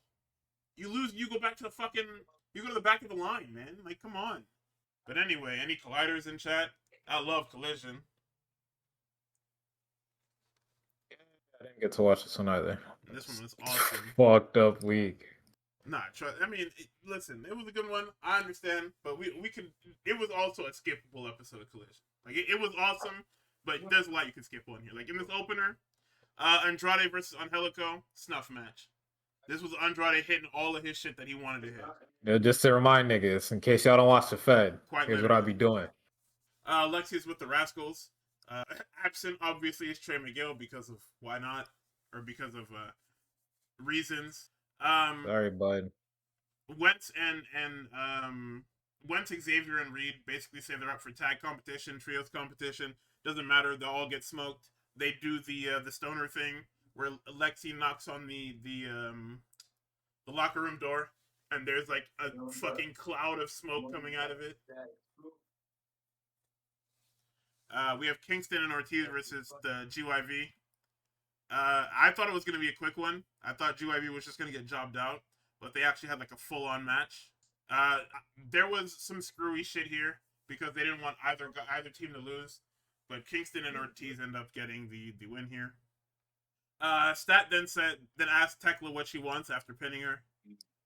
Then we go to the FTR segment. They basically say that, yeah, Doyle and Davis, you guys are the real deal, but we're FTR, so we'll see you on Wednesday. Or sorry, we'll see you next week on Collision. I forgot this was supposed to be a Collision match, but because of weather, we ended up moving a lot of the stuff around. Yep, that big ass snowstorm. Then let's see. Lacey Lane is now with Crew, and they're doing a video package trying to re-debut them. Crew is Leo, Rush, and Action Andretti. If you missed them, you remember I was complaining about them a lot. This time last year, because the gimmick is just lame. They're literally just hype beasts that wrestle kind of good. We get Zeta Steel and Marina Shafir. Moxley is here. Marina hits a boot, and then Moxley pulls his headset down, but doesn't pull it far enough. So he screams, "Make her pay for that shit," and shit is censored. And Nigel's stupid ass says, "If I may ask, Moxley, what shit are you talking about?" Bleeped also. Greatest ever. I forgot what they asked, but it was something about Marina, and I'm pretty sure it was like, what have they learned from Marina? And he's like, yeah, you know, she's great, jiu-jitsu master, you know, she knows a lot. And this nigga, for whatever reason, said that he's an expert with dealing with unreasonable women. Well, chat room, my hands are up. Then we get the bell clap in the mother's milk, and Zeta still gets sent to hell. And I noted that this wasn't supposed to look good for Zeta, and they did what they needed to do. Zeta got her offense in, but at the end of the day, that's Marina Shafir. You're gonna have a bad time with that. So then the Callis family come out. Like Fletcher comes out first, and he's flanked by Clone and Alexander. Callis comes to sit down at the desk. He starts, getting into it with Moxley. Says, "You're gonna be the shorts Intercontinental Champion," and Moxley says, "You fucking crazy? What is this?" He says, Callis says, "I have an army." And he says, "You don't have an army, you just have a bunch of guys. What we do isn't even remotely close to what y'all be doing. We want to be the best. Y'all want money and shit like that. Like you're with a bunch of bullshit." Then Callis says that Takeshita would beat his ass. Mox gets up, and Callis runs away. Moxley goes to follow and gets jumped by Romero and Archer. And then the rest of the Death Riders come in. Everybody's brawling. Well, not everybody, but Pac's not here. So it's Garcia, it's Claudio, it's fucking Yuta. And then here comes Skyflight, because they were supposed to face the Callis family. And then we come out from commercial, Death Riders are fighting. Skyflight puts up a good fight, but in the end, Alexander hits that damn spike pile driver for 3. And then Takeshita comes out. And then Callis is very happy to see Takeshita. And Takeshita walks right past him and embraces brother Fletcher.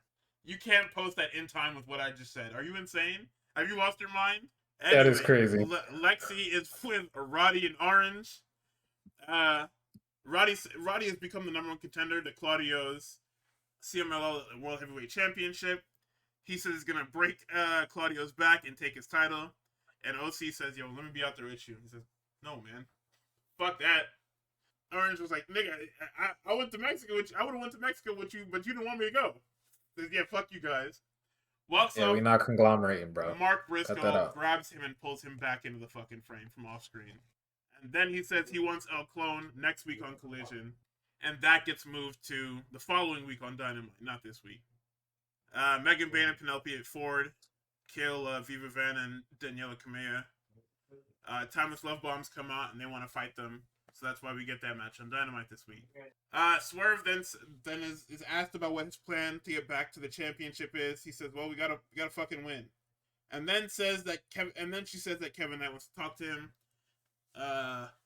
Jet says that he's tired of being called the future. He wants to be the now, and he needs to beat guys now. He's beat Darby. He wants Swerve now. Swerve says, "Yo, listen, little nigga, I'm big homies. You a little nigga." He says, "Why don't you worry about them trios titles first, and then we'll talk." He says he sees them as the future, but don't take 5-6 years to get there, and walks off. Who is he referencing, chat room? I wonder who he could possibly be referencing. What other people were told that they would be champions in 5 to 6 years? This nigga is such a fucking nerd, man. Stumps me, honestly. Rams fan too, by the way. Who, Swerve? Yes. Isn't he from Washington? What? Yo. See that tweet where someone's like, "Yo, I'm glad Hangman burned your fucking house down." You gotta keep that one. You gotta die with that secret. I'm not gonna hold you. Oh man, In bro. those oh no, oh no! That doesn't surprise me. Don't put that evil out there. I think Tony Khan would genuinely have a heart attack if he woke up one morning. Super hard. So I actually have to hire like 50 fucking publicists to go and sweep the internet of all their fucking clips, bro. So Jack Perry versus Anthony Bowens. This is the #1 contenders match to get Ricochet. Bowens comes out here by himself. Not sure where the Acclaimed are going. There's a clip going around from this match where I guess during commercial, Jack Perry put his cock and balls in this nigga's face and pantomimed unzipping his fucking fly. But I mean, they had a pretty okay match. Ricochet's on commentary, and Ricochet's like, yeah, these guys are cool, but I'm better. So we get the running knee for 3 from Jack Perry. And then they embrace post-match. And then Jack Perry, like, Ricochet is legs up on the desk, and Jack Perry just dives towards him, and they start fighting. So we cut backstage, Death Riders promo. Moxie's like, yo, we have given you Don Callis niggas grace. The only reason we haven't ripped y'all heads off is because there wasn't a reason for it. The camera cuts to Pat. No, Moxie walks back. Pat says, who the fuck do you niggas think you are? Yo, this is the funniest faction ever. Because they're legitimate killers, they can talk like this and you niggas have to take them seriously. Yeah. Like, they are all deadpan in the camera. Pat says, who the fuck do you niggas think you are? Oh my god. Garcia then cuts in and he starts talking about how niggas have to fight every day. Yuta has to fight back from being told, fuck him. Marina has to fight against adversity. And, what was the other shit? He says they don't know nothing about family. And this nigga said when he was at his lowest, the Death Riders took him in. I mean, he was walking around with Matt Menard and Chris Jericho for mad long. He was at the bottom for a while, absolutely. Bro. Like, absolutely at the bottom. Like, the fact that nobody politicked to get you into the Blackpool Combat Club during the Danielson thing was insane to me. Like, the fact that you get it out the mud, little nigga. The fact that we chose to stick you back with Jericho doing the sports entertainment thing is so fucking stupid. So then, Moxie walks back into the frame. He says he's seen every kind of snake. He knows him. He knows who he is. Out of all the bad people in professional wrestling, Jon Moxley is the worst. He has to be. Marina looks into the camera. Says, I don't even know what she said. I didn't go back to check. And then she spits on the ground and walks off. Everybody walks into the camera and leaves. And then Claudio does the sign of the cross before walking through the fucking camera. She called him a pussy? Oh, man. Claudio doing the sign of the cross stuck with me the most. Because that's fucking crazy to do and you guys are about to go to fucking war. Because I know it's not for you. So that's why it's fucking insane. And in your main event, the Powerhouse Hobbs farewell match. What did Kevin Nutt try to call them? Jet Set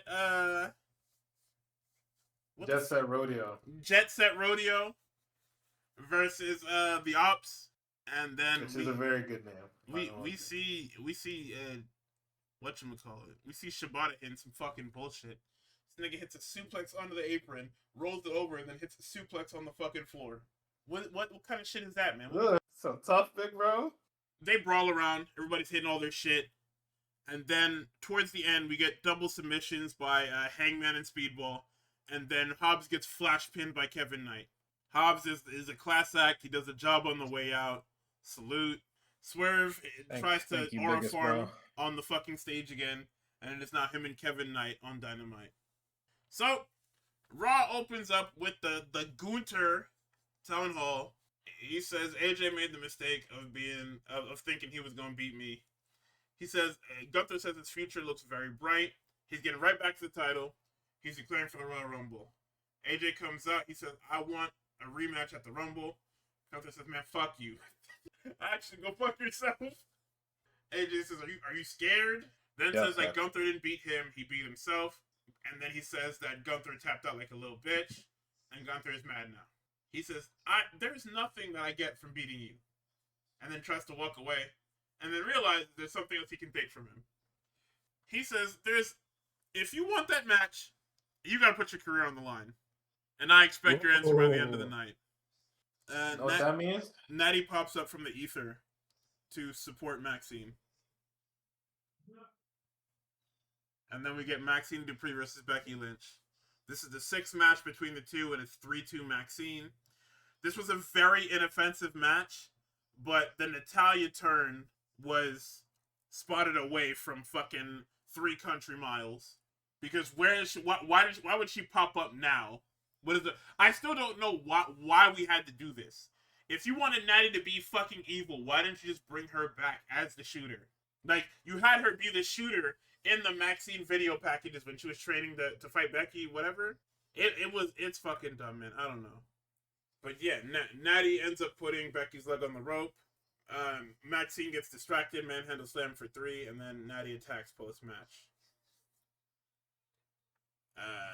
Pierce is with AJ.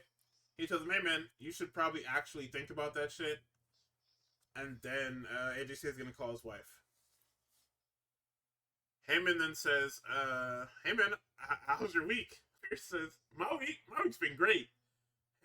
Heyman says, what? Sorry, what was that? You said your week was great.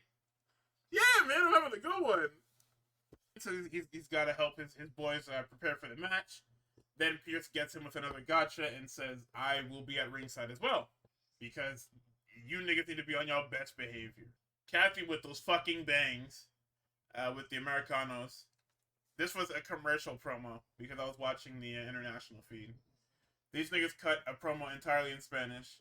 But you know when you only know like 6 words in Spanish and none of them can form a sentence?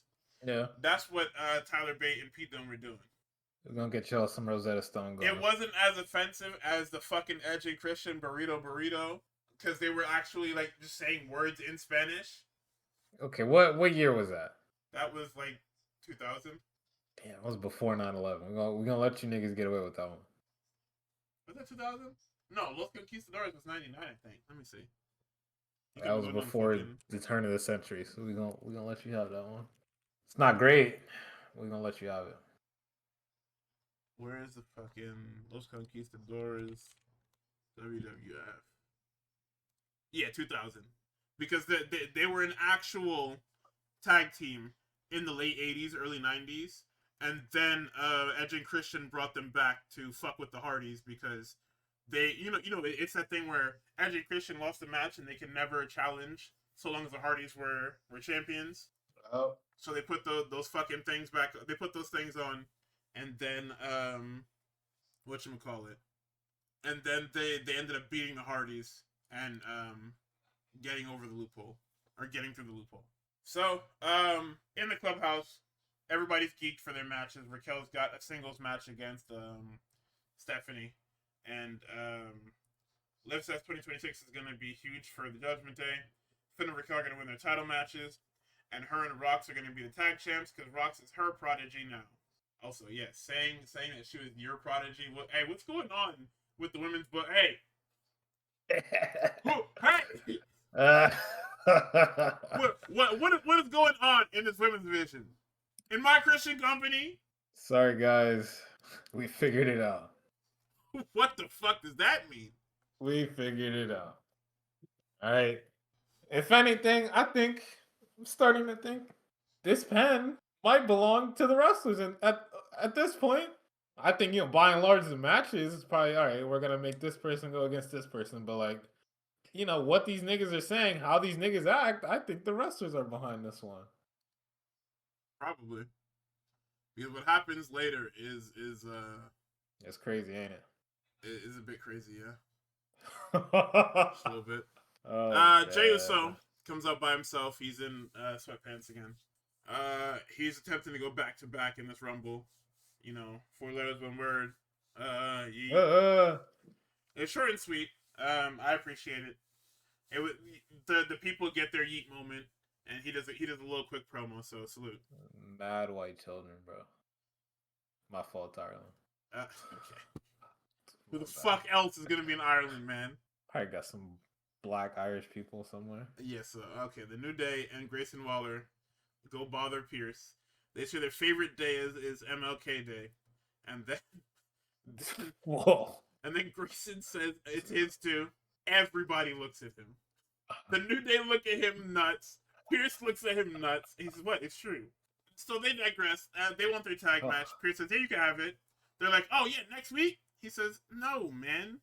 It's a fatal 4-way tag match, number 1 contenders match, because we're creatively bankrupt, and it's the only way we know how to." Despite multi-person, multi-tag, number 1 contenders match, because fuck us. And then as Pierce walks off, they call him a bald heathen or whatever. They basically just keep calling him fucking bald, and it's like, yo, I know you guys are heels, but please be normal. You niggas calling him bald is how y'all keep ending up in these situations. Like, it's so fucking insane. So, we get the Vision versus Penta, Rey Mysterio, and Dragon Lee. Pierce is at ringside. This is very much a fucking party match.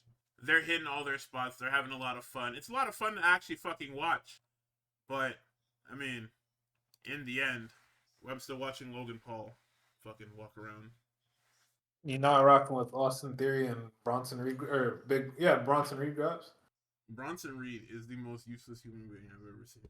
I have to turn on Bronson Reed because he doesn't do anything. Sorry. Did these niggas forget how to book big men? Yes.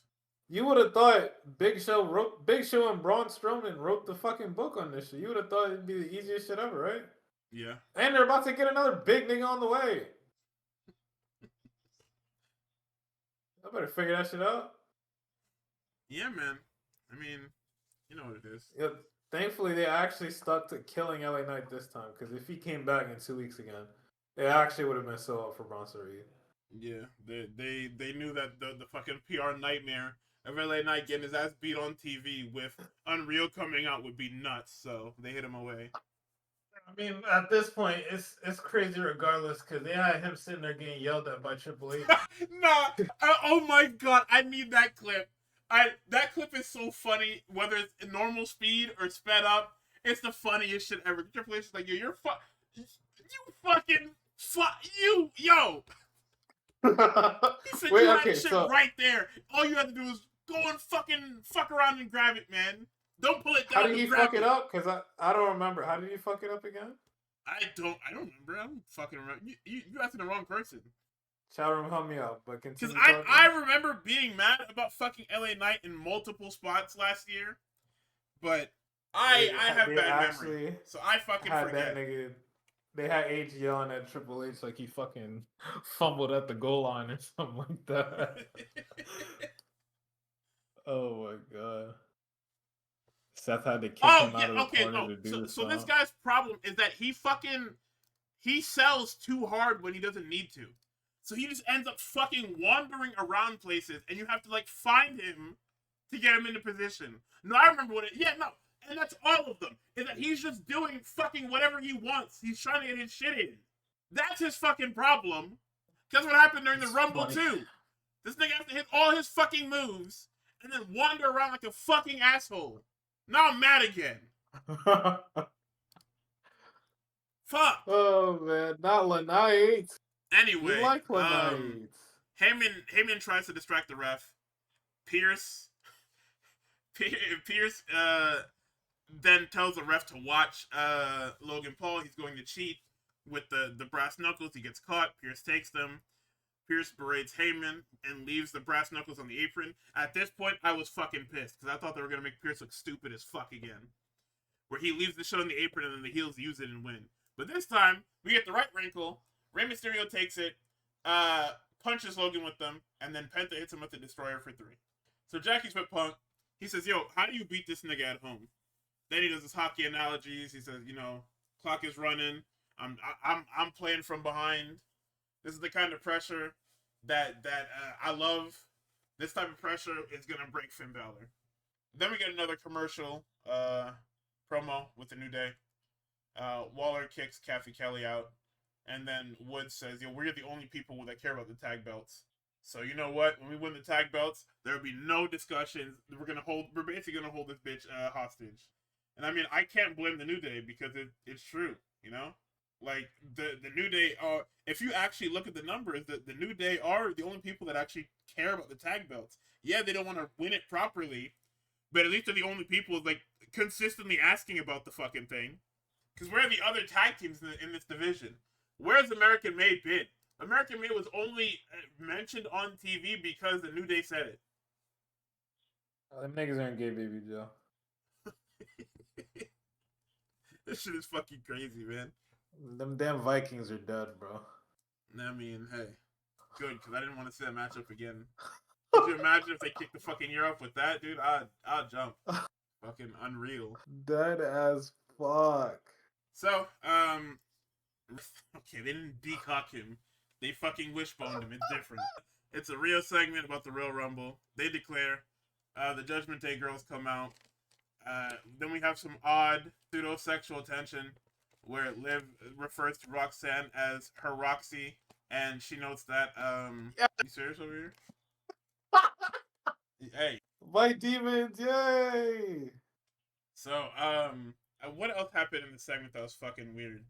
Where, oh, yes, Liv said that Io was going to be betrayed by Rhea, much like she was when Rhea... Okay, we're not doing this.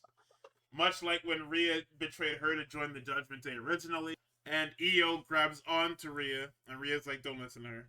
Even though it's true that she did betray Liv to run around with fucking Damian Priest and Edge. Don't listen to her, Io. She's from New Jersey. Right? What does that mean? No matter what bullshit she's talking about. And then Raquel comes in and they lay out the tag champs and go on their merry way. They're also in the Rumble. Bailey. Hold on, wait. This is evil as fuck. I'm not gonna hold you. What? Rhea, Io, Liv in the fucking Rumble. Did Charlotte declare? Not yet. If Charlotte declares, that's a fucking hydrogen bomb waiting to happen. You gotta, hell no, you can't do that. That's too many niggas, bro. So probably declare on Friday if Alexa declares too. I see nigga. I mean, nigga, that might be the greatest women's Rumble of all time if Bianca shows up. If she can show up. That nigga, oh my god. Hall of Fame. They better not have no shitty ass spot like they did last year. They will, and it'll be Nia's fault again. Oh my god. It'll always be the Nia spot. Keep Nia out somehow. I'm begging you. It will. It's mean, but please keep her out. If she's in it, just eliminate her early. Let Jordan Grace do something crazy and fucking kill her. So Bailey and Lyra have a segment where they're freaking out. They're the like everybody's lesbians on this show, and then we get to the awkward lesbians, and they're actually just like incredibly fucking awkward. And then they both declare for the Rumble. You know, all of our women's tag teams are gay and in the Royal Rumble now. That's tough. Right? That's shiced as fuck. Javon Evans versus El Grande Americano. They were hooping, and then we got a concussion scare, so the match was cut short. Jackie with Finn. Finn says that Punk is underestimating him in the hometown crowd, and he's going to ride the wave and basically be the new champion. In commercial, Kathy is with Rey Mysterio. They ask about the win tonight, or she asks about the win tonight.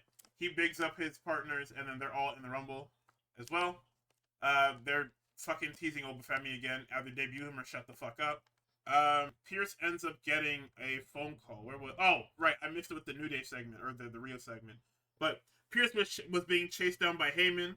Heyman starts screaming, and the boom mic fell into fucking frame. Yeah, this dumbass nigga. Bro, okay, it was two things, right?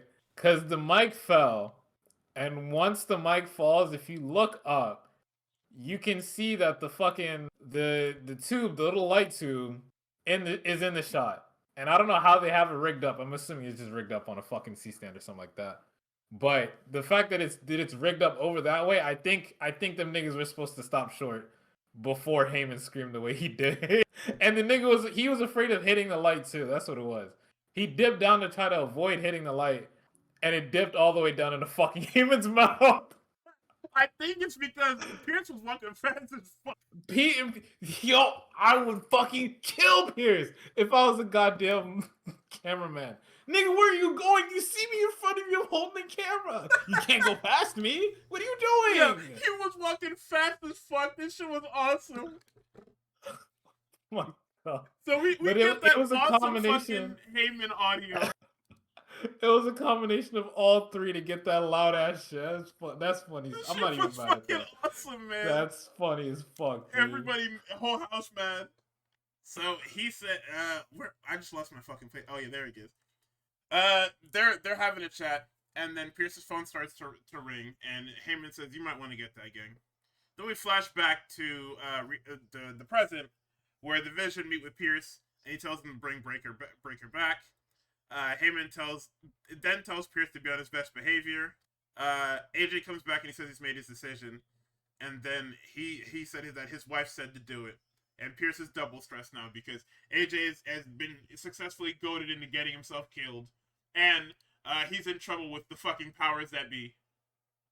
Like, I don't know what... This is what I keep talking about, bro. Who is Heyman's Connect that was able to move people between shows and allow them to jump between shows like this? Honestly, it might be that man. Like, this shit is... That nigga that just got snubbed on the Oscars. Great. Are they even in kayfabe? Are those niggas even friends? Let me think about this. Hold on. Okay. Not even close. I kind of had a feeling them niggas definitely don't like each other in kayfabe. But you never know. That could be the next biggest fucking plot twist. Because on Impulsive or whatever vlog, Heyman says that it's somebody that not even Triple H can handle. That's like part of the story? Yeah. If I am to believe whatever the fuck. Okay, now it's sounding more like shit. It's sounding more like Dwayne than I thought. I'm not even gonna hold you. WrestleOps tweeted that Heyman states that the call Adam Pearce got this week on Raw was a call from someone that no one wants to hear from. Heyman adds that not even Triple H would want to take a call from them. Okay, now I'm leaning back towards Lesnar, but if Lesnar has power over the GMs, what are we doing? It can't be him. It has to be somebody who's an authority figure. Because it's an authority figure we know. I originally thought that it would be Triple H, right? Like, that was my first thought when I watched the segment live. But hearing this, who the fuck could it possibly be? Is it Stephanie, nigga? Maybe it's Steph. Because that is somebody that Triple H probably wouldn't want to hear from. In kayfabe, at least. Don't know about real life. So then... Here, Steph or Rock. I don't know. It's somebody that can be an authority figure, for sure. I mean, I don't know. I don't know what it could be. Because somebody with enough pressure. Alright, so I'm going to ignore that. Asuka says that Kairi embarrassed her. And Kairi says that she's going to make it up to her somehow. And then our main event. The Prince and the Punk. Man, Finn comes back with Catch Your Breath. And everybody is fucking electric for it. Whole house happy. And this is like a Neo Prince. Because he's not wearing the fucking... He's not wearing the trunks. He's wearing the tights. But he's Balor country'd out. He's hitting his shit. So we don't know what this is. So we start the match off. Finn basically has everything scouted.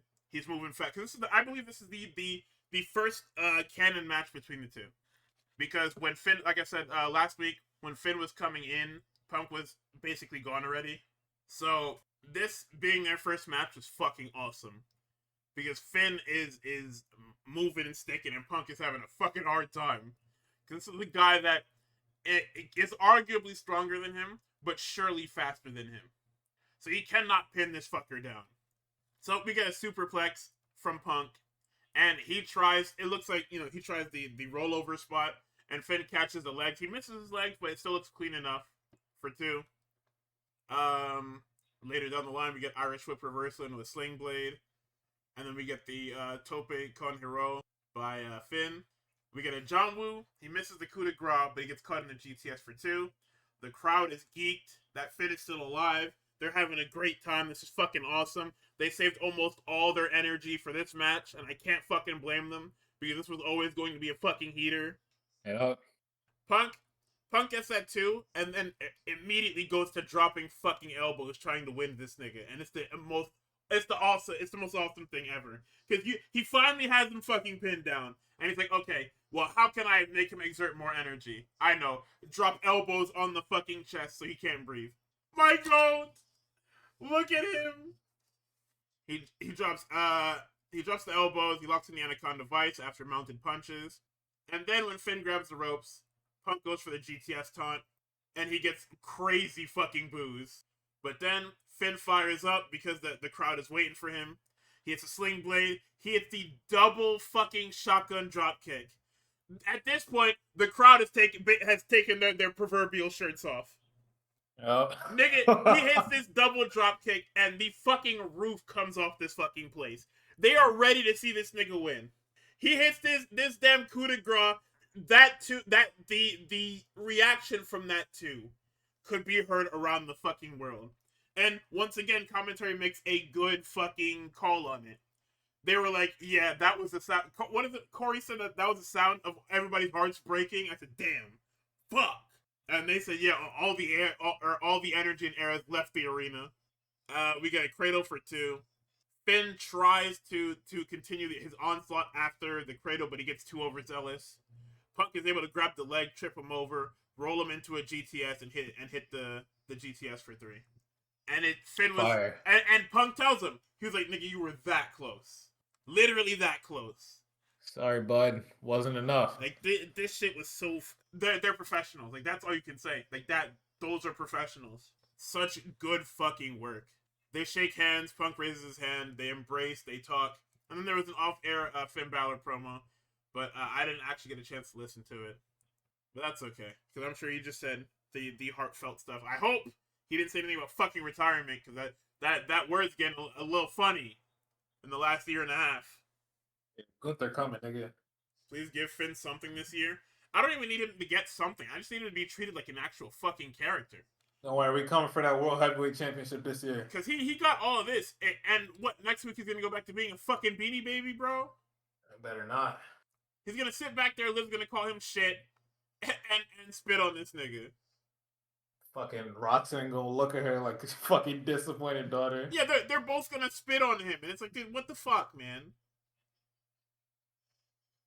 Please give him a little consolation World Heavyweight Championship ring. Let's get a little small one. What's the harm in that? A lot, apparently. So I'll speak dead ass. I'll Who's speak after through. Punk? You said what? Who's after Punk? In terms of what? Title lineage? Yeah. It'll probably go back. Well, Roman is the.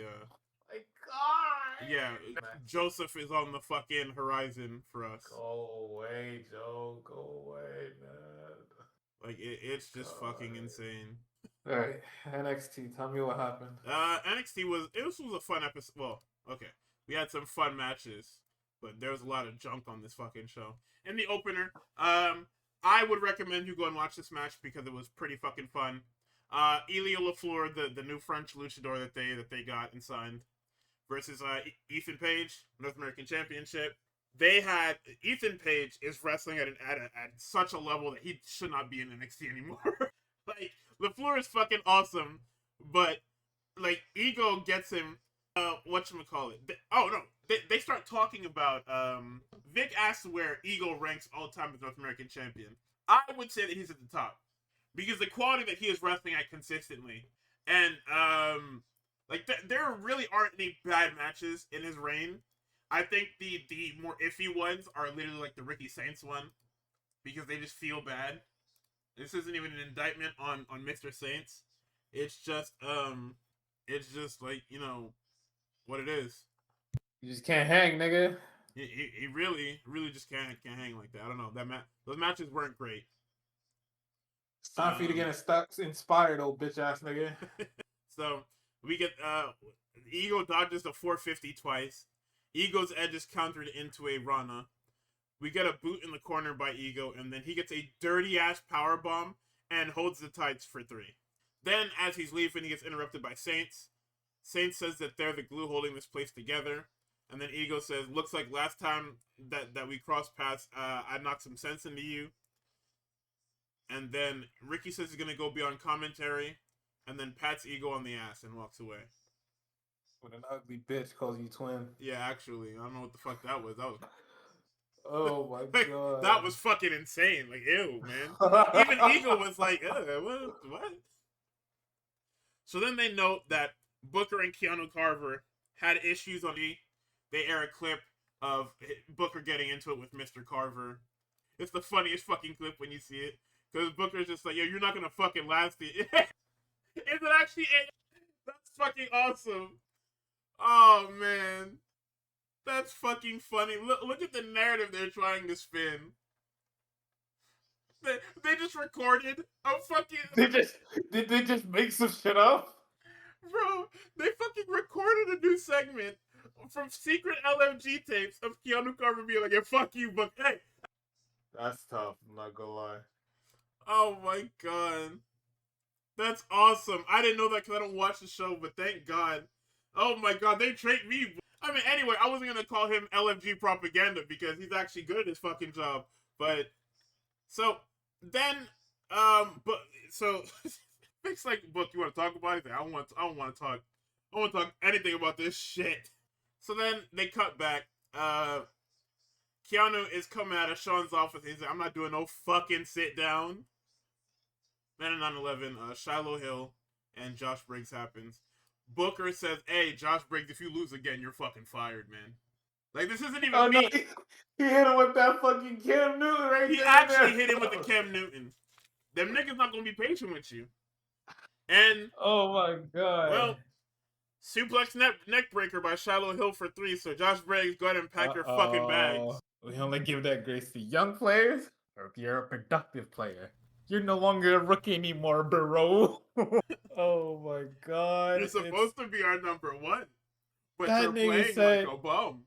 He said, "Hey, Josh Briggs, man, we coming up on Mania season. That's when niggas get, them niggas start putting up them farewell tweets, big bro. You gotta start putting together some wins, or it's not gonna look too good for you."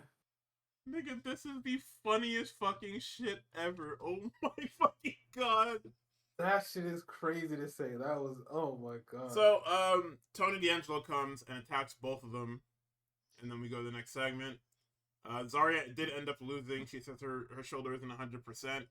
Zarya is being very catty tonight because she fucking lost. And because Soul ended up brawling with the Elegance brand to the back at Genesis instead of staying by her side and babysitting her. Nigga, they jumped her, bro. What the fuck? Bro, this shit is so... Yo, I'm so serious. This is done. This shit is well past its expiration date. Call these niggas up together. Call one of them up together. Break them up. I don't give a fuck what you do. Pick something. Because I'm done. They definitely need to... listen, I love Zarya to death. That's my homegirl, right?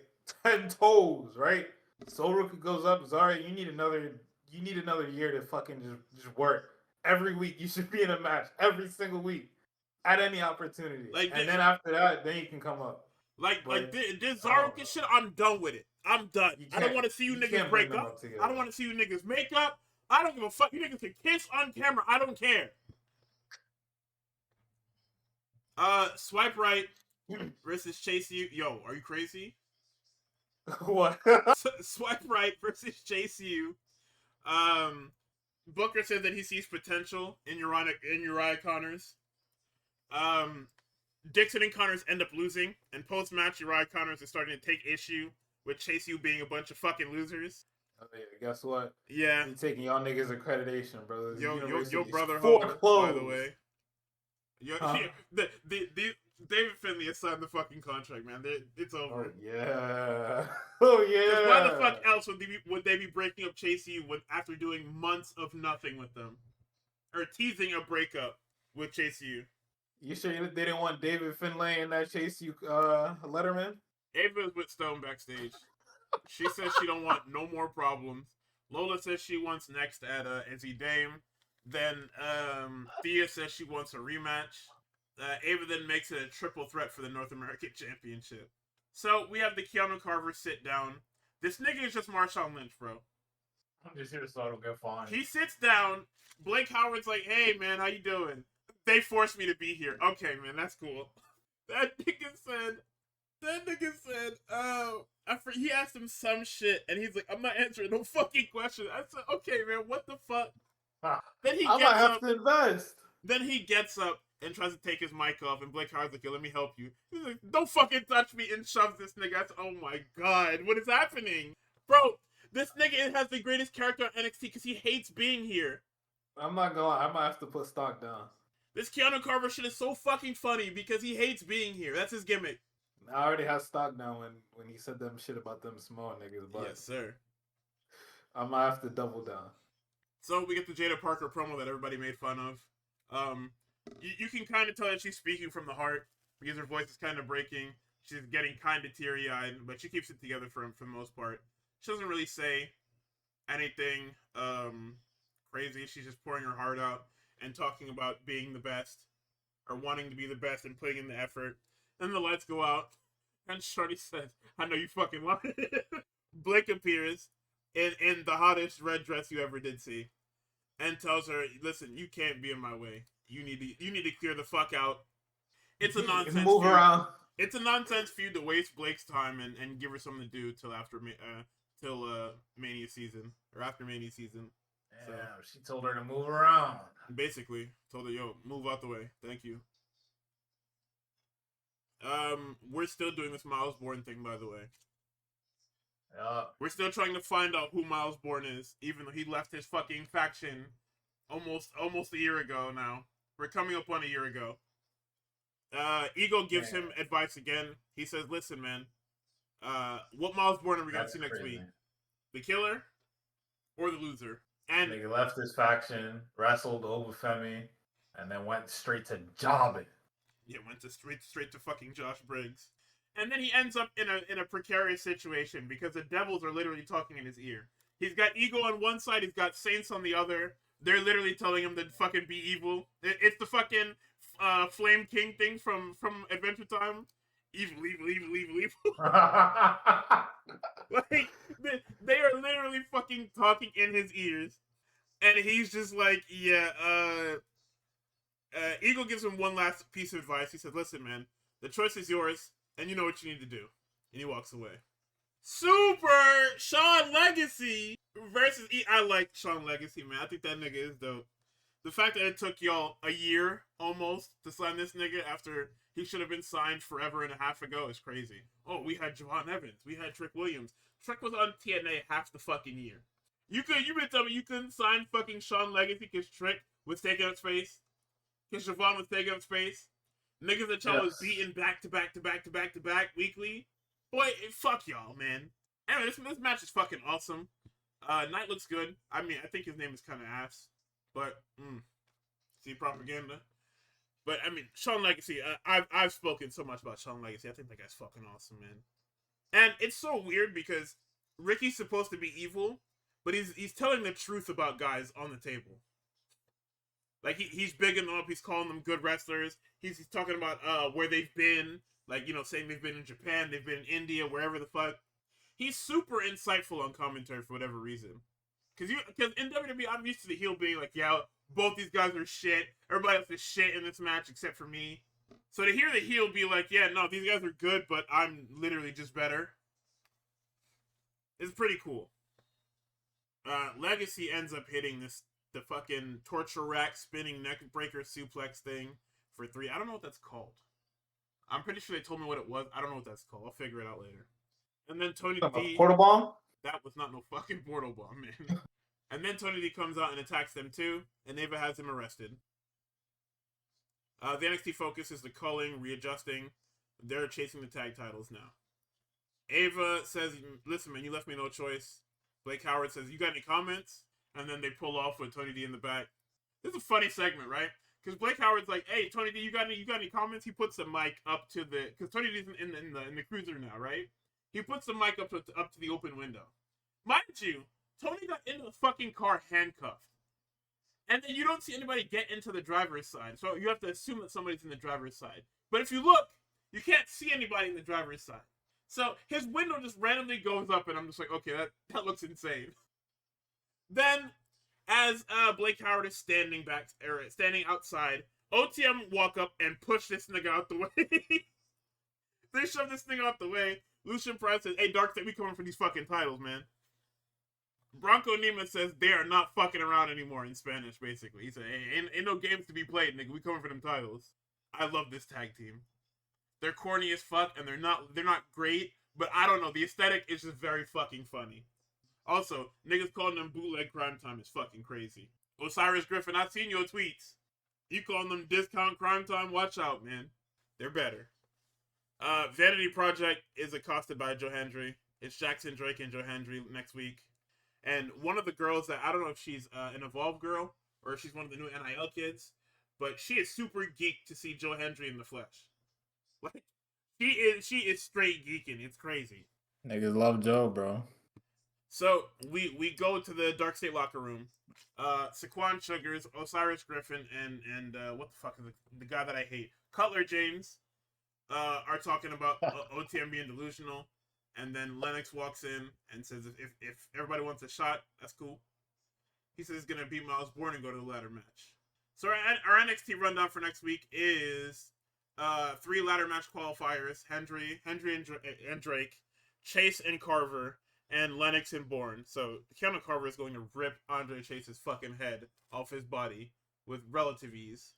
And then after seeing it, the field should be Saints, Legacy, Hill, Hendry, Carver, and Lennox. I want it to be Miles Bourne, but I feel like because of what they're doing, Miles Bourne has to lose again. I mean, actually, I don't care about either. But knowing that there's a story at play here, Miles Bourne has to lose this qualifier match. Because I don't think they would want to beat Dion Lennox again. And in our main event, we have Fatal Influence versus Renku CC, who doesn't have a nameplate for whatever reason. And Zaruka, who also don't have a nameplate for whatever reason. Number 1 contender for the TNA Knockouts Tag Team Championships. Everybody's ranting and raving. This is a match that I cannot do justice. You just have to watch it. Everybody works really fucking hard.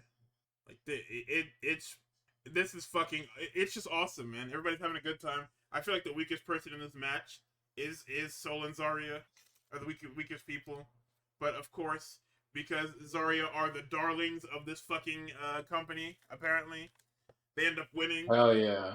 And I said it straight up, I'm tired of this team getting pushed down my fucking throat, bro. I'm sick of it. No. Now I'm done. I'm gonna start skipping these fucking Zarka segments because this is ridiculous. Hell no. Even though we've been saying them niggas have been breaking up for 5 months, but because that's what they tell me. If you keep showing me on the fucking TV show that these niggas are constantly at odds with each other, constantly mad at each other, why the fuck do they not just figure it out? Nah, it's not happening. Yeah, everybody get the fuck out. That's it. Laney Reed, Southern Belle, Konosuke Takeshita. This shit is insane, man.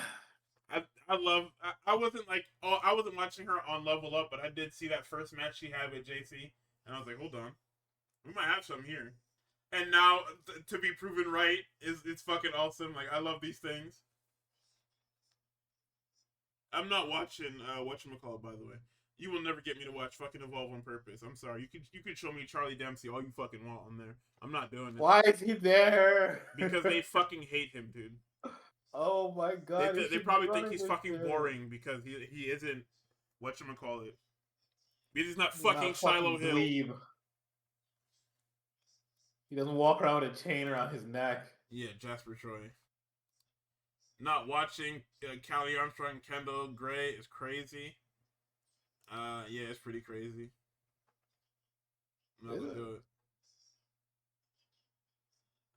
Dynamite. I'm gonna watch the Twitter links when they drop the clips on Twitter. They did. That's what I watch. It shows from. That's what I watch. I'm not gonna watch that shit live. No, I'm not watching the Twitter clips neither. I don't want to see that shit at all. That's broadcast. You got Peter Rosenberg on the fucking mic. Hell no, nigga. I don't unmute that shit. Bro. I got got my Wi-Fi connected. I got my Wi-Fi connected. The Wi-Fi connected. The clips autoplay. You don't have to open it up. You don't have to listen to it. He's right. You know. We have the technology. Fucking Peter Rosenberg, you dead ass, bro. That should just heat me off. That's what I'm trying to tell niggas. What? No, we're not. No. So we can speed through some Dynamite here real quick. MJF, good episode. MJF address. He basically says, "Yeah, Bandito did great, but fuck that nigga." And here comes Brody King. Brody King wants his next shot, and then MJF is fucking scared. But he's like, "Hey man, I just told 4 other niggas that they gotta win matches, so you gotta follow suit, or else they're gonna kick my ass." He said tomato cans what and what? Yeah, so anyway. It was tomato cans something in jobbers. I was like, all right, bro. Listen, oh yeah, man, I know what you're talking about. I forgot what he said. That shit was crazy. He said you didn't beat nobody worth talking about, and it's true. But still. It is true. And I listen, guys. I understand we don't rock with MJF. I'm not gonna lie. It's alright. It's alright. It's not great, but it's alright so far. It's the same shit as last time, is what I was saying. It's boring. Here's the thing, right? When you keep it to a minimum, right? When he's not doing this fucking 15-minute opening segment, him talking to fucking bald Bobby Lashley and fucking Shelton Benjamin, you constrain this nigga to fucking, what did he go? He went like 7 minutes this time. You keep the nigga 7 minutes or less. It's not bad. That's not bad. That's the sweet spot right there. You tell that nigga your money from 7 minutes, and he runs with that shit. Great. It's when he does these extended segments, fucking trying to be the coolest person ever to the crowd, and he does all this shit and talks about all this salacious nonsense. You can't get me. I'm sorry. I'm not buying it. I'm not purchasing it. I'll leave it right where it is. Nigga called Swerve Diddy Bitch blood, ass and I nigga. had to fucking eat that. No, I had to sit on that for a week, man. But And here's they the did it thing, again. right? The fucking Swerve did exactly. Swerve did the same shit. I can't. No, hell no. I can't even say it's fully MJF's fault because now Swerve is doing this shit too, and I have to look away again, right? I have to fucking look away. And then the niggas don't let Joe talk, and I'm like, all right, well now I'm just gone. I'm sorry.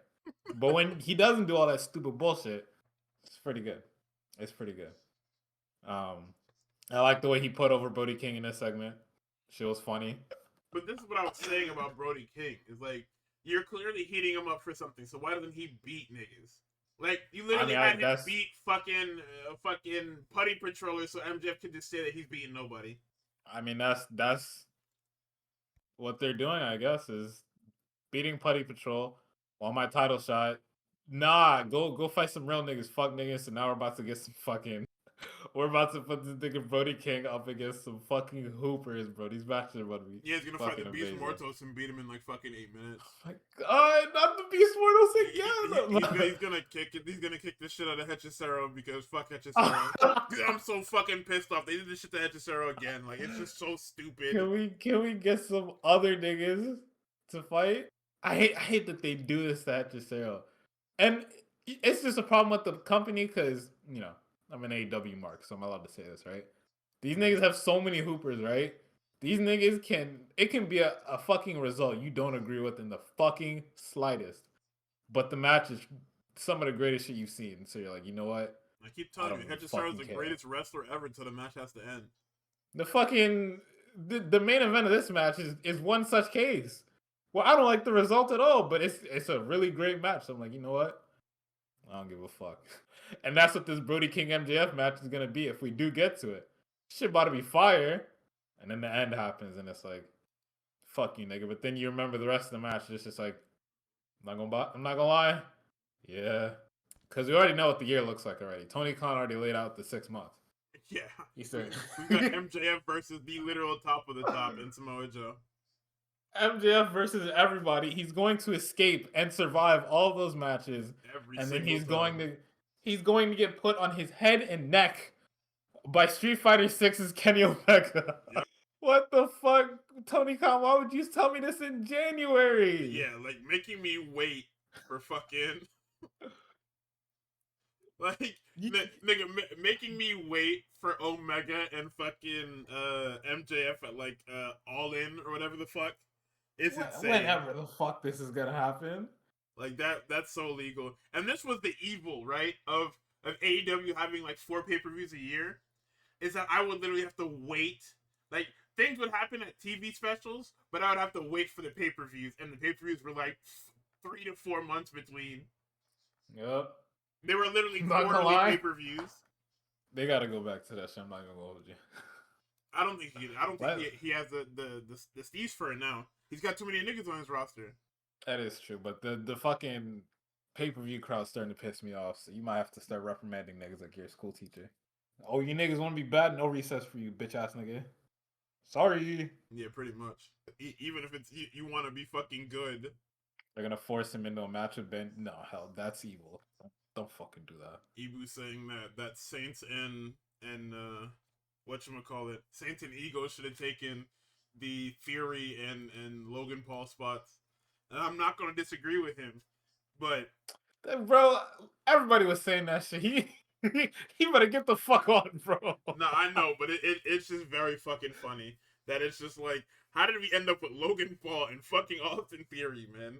But even then, we had the discussion back then where we said it would be cool if it was Ego and if it was Saints.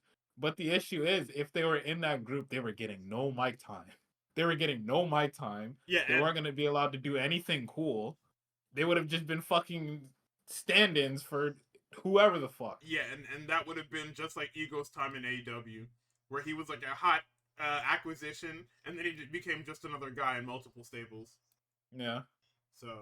So unironically, for Ego at least, being in NXT for the time being is fine. Saints, you not being on the main roster is low-key an indictment just because we don't like you, but you probably could have benefited from that shit. However, Ego, you are needed anywhere else. Fucking NXT it is. Men write fantasy booking tweets instead of posting the AO3. Yeah, because I gotta wait 3 weeks to get my account approved. I can't just sign up and just start posting shit. I gotta wait in this queue, man. This is crazy. You know, that's awesome. I signed up for that shit, and then niggas say, yeah, we gonna make you wait calendar month. I'm like, yo. Yeah, no, too many grifters on this fucking website. That's a good strategy. However, fuck. You gotta fucking forget about the website till we let you in. You gotta run the nonchalant gimmick? Yeah, man, actually. Oh my goodness. But yeah, good opening segment because it was short. And it was kind of funny too. What do we move on to?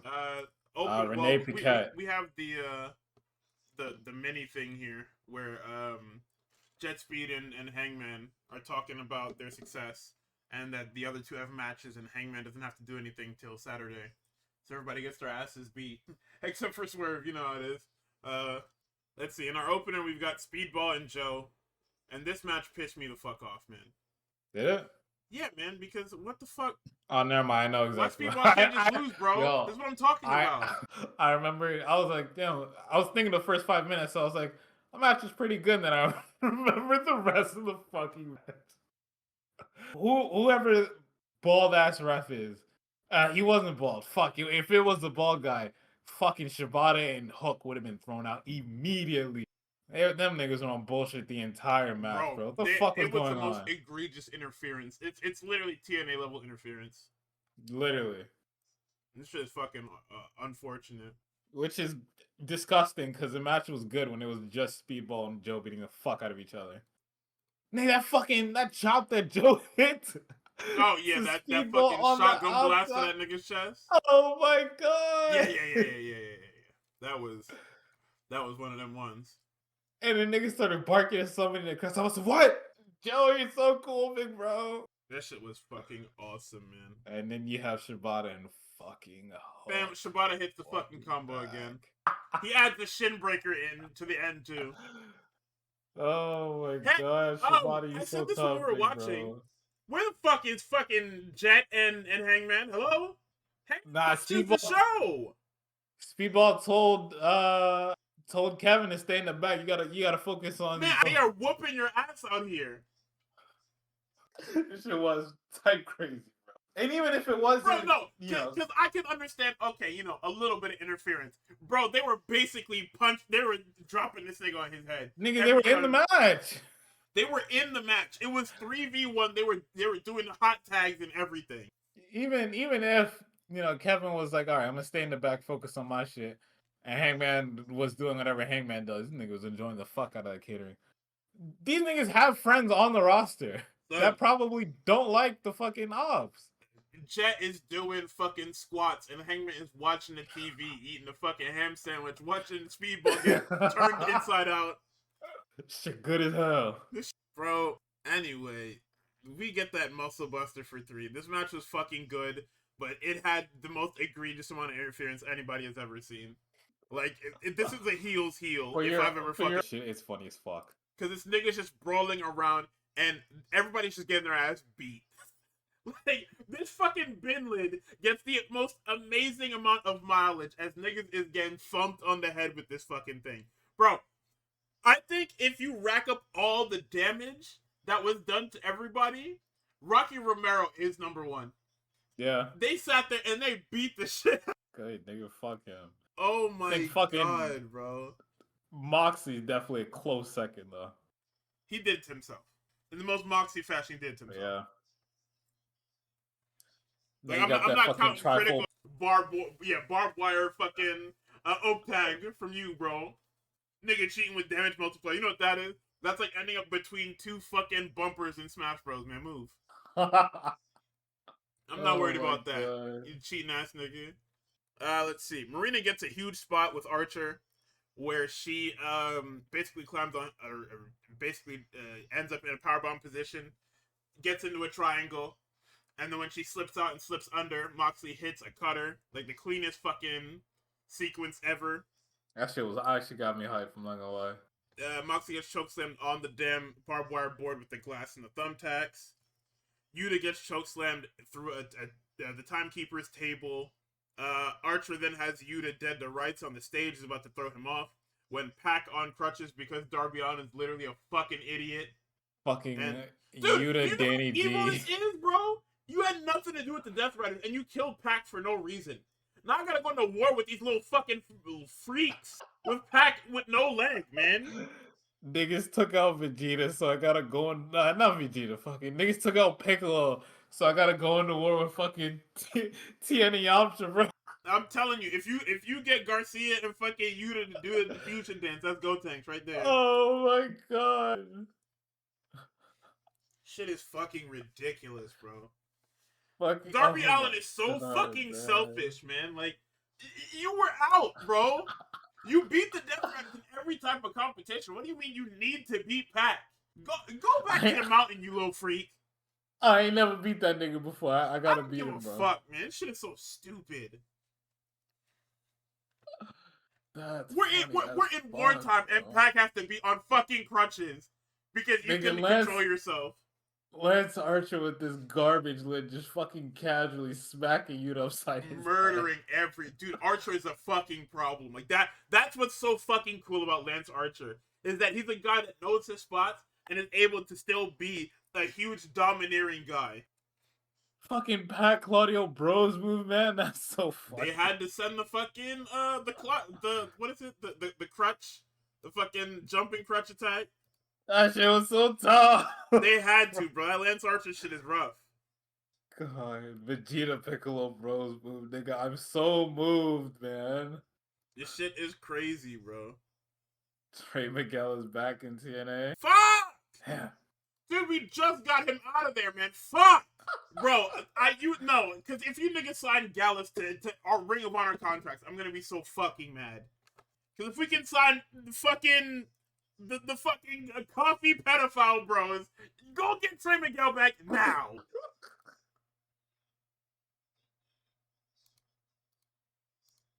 Like, I'm just fucking, oh my god, man. Fuck! Anyway, as you can tell, I'm pissed the fuck off. We love Warner Brothers. So we cut back into the ring, and you're not gonna believe who's in this fucking Bulldog joke. Nigga, Rocky Romero is fighting for his fucking life. Oh my god. So he's in the Bulldog's joke, and Garcia gets him in the pile driver and the Dragon Tamer. And he's already fucked. But here comes Matsu with this fucking stuff. Bro, Rocky is flattened out, and they call for the Nigga, Danny killing him with that fucking Dragon Tamer, and then Mox fucking stomps his shit in. And he's actually just motionless. That's it. Niggas didn't even lift his arm, anything. They're just like, nah, he's done. Yeah, no, he's asleep. That's it. He's not even struggling no more. Yeah. Fuck that. Oh my god, bro. Bro, Moxie walks over and stands next to Callus. He's not. This is how you know this nigga's a psychopath, bro. He's just standing there, and Callus is literally just. Poo-poo platter, bro. It's insane. Moxley says, hey, listen, your guy knows where to find me. And walks off. They say, hey, you okay, man? Oh, man. Come on. This is the coolest faction in fucking wrestling, man. Something about Moxley just sitting there looking past Don Callis. He's looking around. Into the crowd. And the shot you see is Callis sitting there. And next to him is the back of John Moxley with tacks in it, bleeding profusely. That shot is so money, bro. Moxie's actually the funniest person in wrestling. The This shit greatest, is so literally the one crazy. true king, the greatest wrestler alive. God, this shit is so fucking funny. So we cut back to the Triangle of Madness. They accept Tekla wants that in 2 weeks, I believe, or is that next week? I'm not sure. And Julia wants Willow for the TBS title on Collision. So we get FTR versus Jordan Oliver and Alec Price. It's next week. well, Got you. That's not where I thought them pinning fucking Cosmic Babes of Wrath was gonna go. But hey, I mean, if you want to get tag fucking match popping, they don't give a shit I about that. thought they were gonna get Tony a tag match forgot popping. them belts But listen, Julia, if you want to get fucking, you want to get exploded, hey, go for it, gang. Yeah. So anyway. Also, this fucking Tekla match happening so early is ruining my narrative. I'm not gonna hold you. I think we're done for. She gonna lose, man. That's okay, I guess. Also, I need Tekla to back up. I need her to back up out of these cameras, alright? I know these niggas watching the show. Niggas, by the way, don't be fighting for their life and she be getting all close up. She spit near that camera and I just had to close my eyes. Like, I just can't. Like, I can't handle these women in these companies, man. Like, I fucking.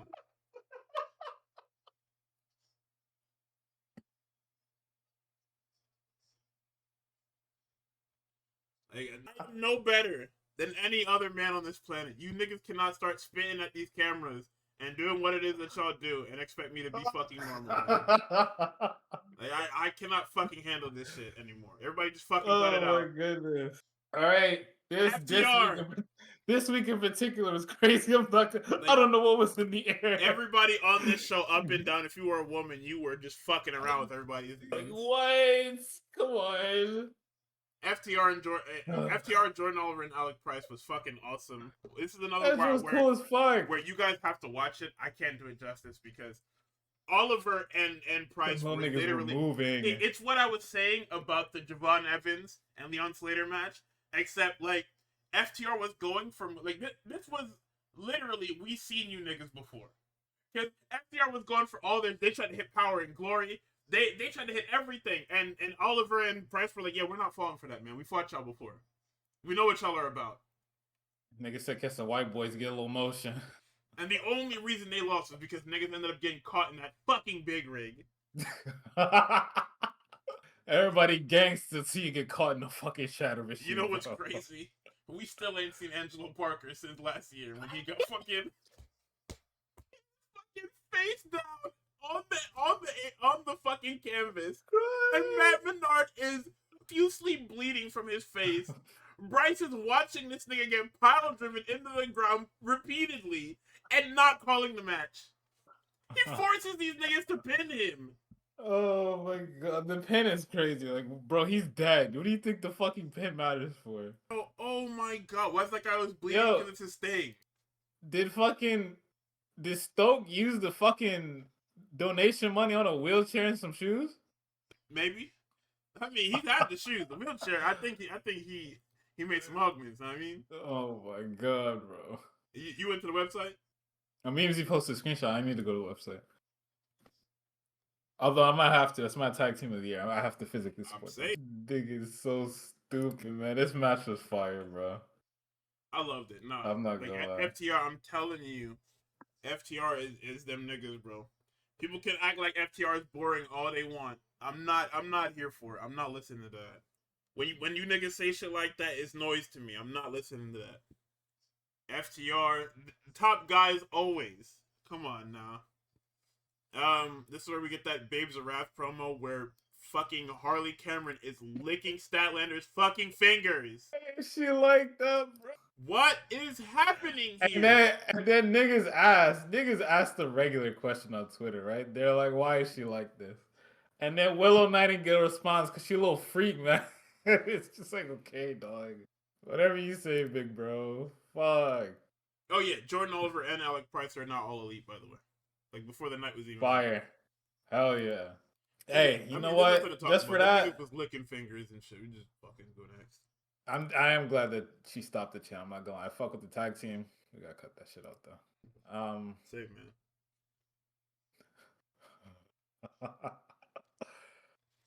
Hey man, Hey, you same know man. who's next. You know who's next. Yeah, Best Bot Machine. No, sorry, he's not even that anymore. This is just fucking Kenny Omega. You know what's crazy? From Street Fighter 6 Legend. Niggas said it.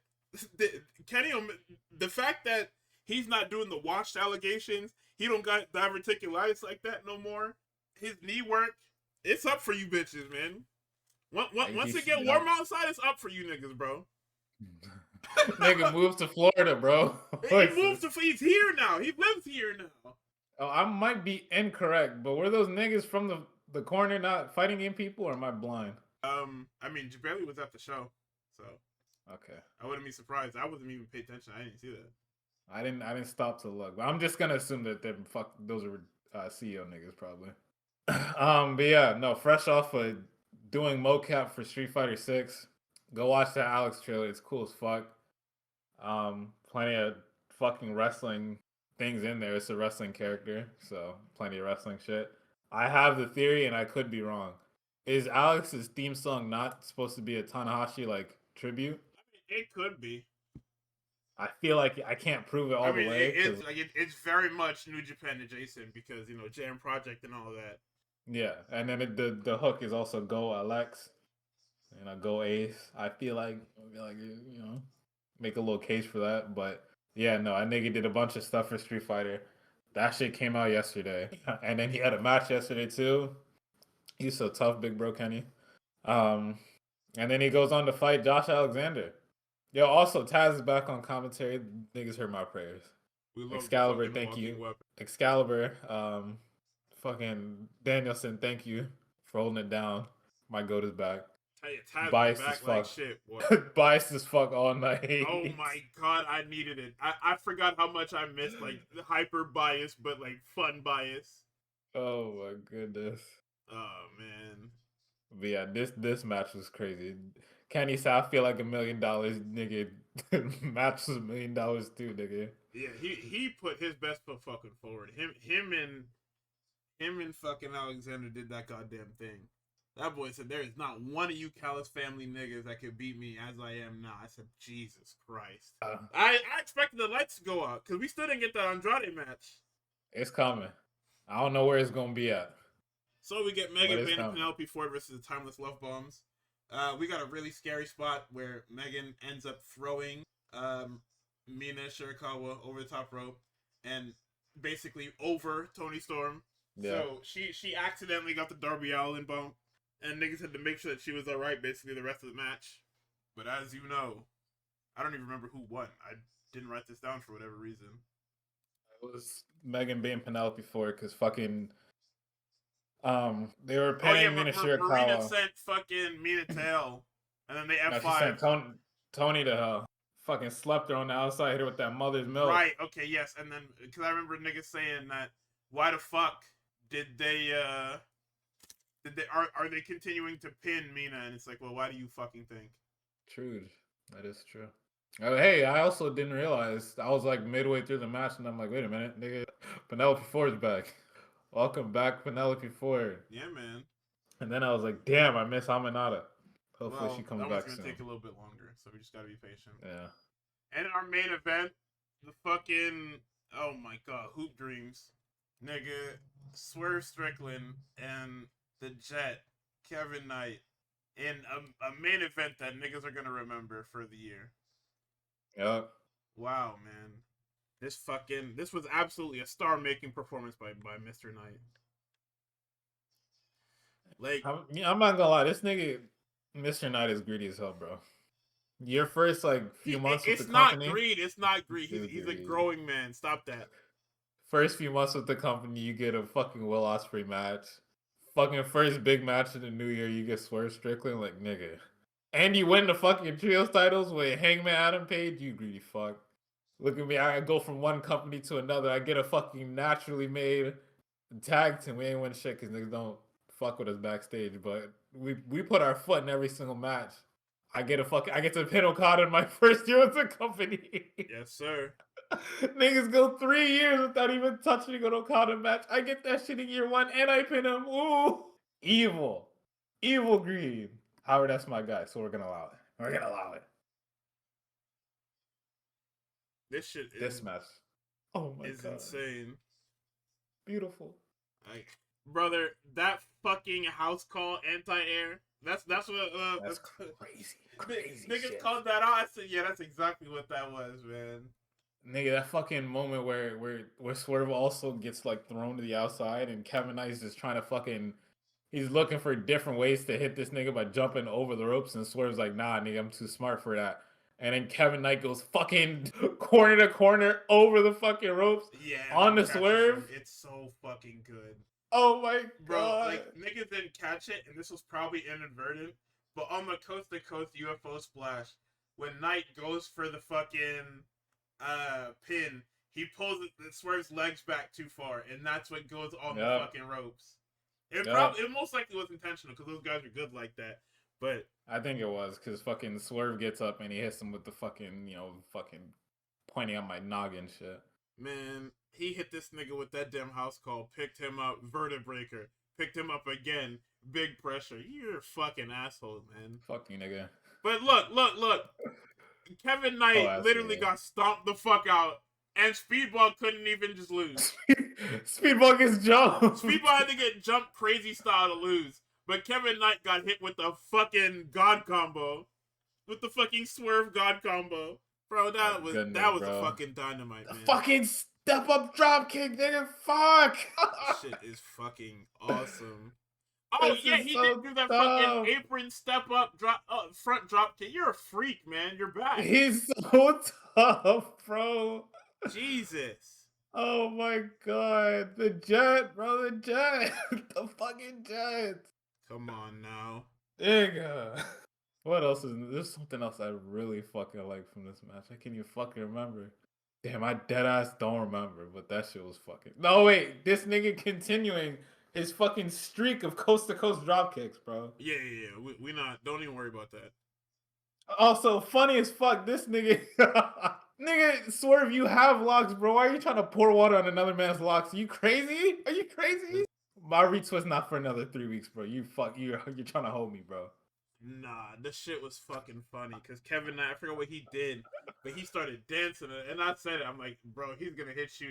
He's gonna give you that fucking uppercut to the back and do the craziest fucking gritty. And well, sure enough did that shit. Here we are. Goodness fucking gracious, nigga. I'm not gonna lie. I'm all in on jet stocks, bro. That's my goat. Nah, for sure, man. He's fucking awesome. They better give this nigga the world. I'm so serious, bro. Tony Khan, you let this nigga go and it's over, bro. You hear me? It's over. I don't think you can fucking drop some shit like this. Like I know you very much fucking can, but I don't think you can drop some shit like this, bro. You cannot. Because if Kevin Knight ever disappears from TV longer than a month and he's not injured, niggas are gonna start knocking on your door. Yeah, I'll be there. I'll be with him. Hell yeah, I don't care.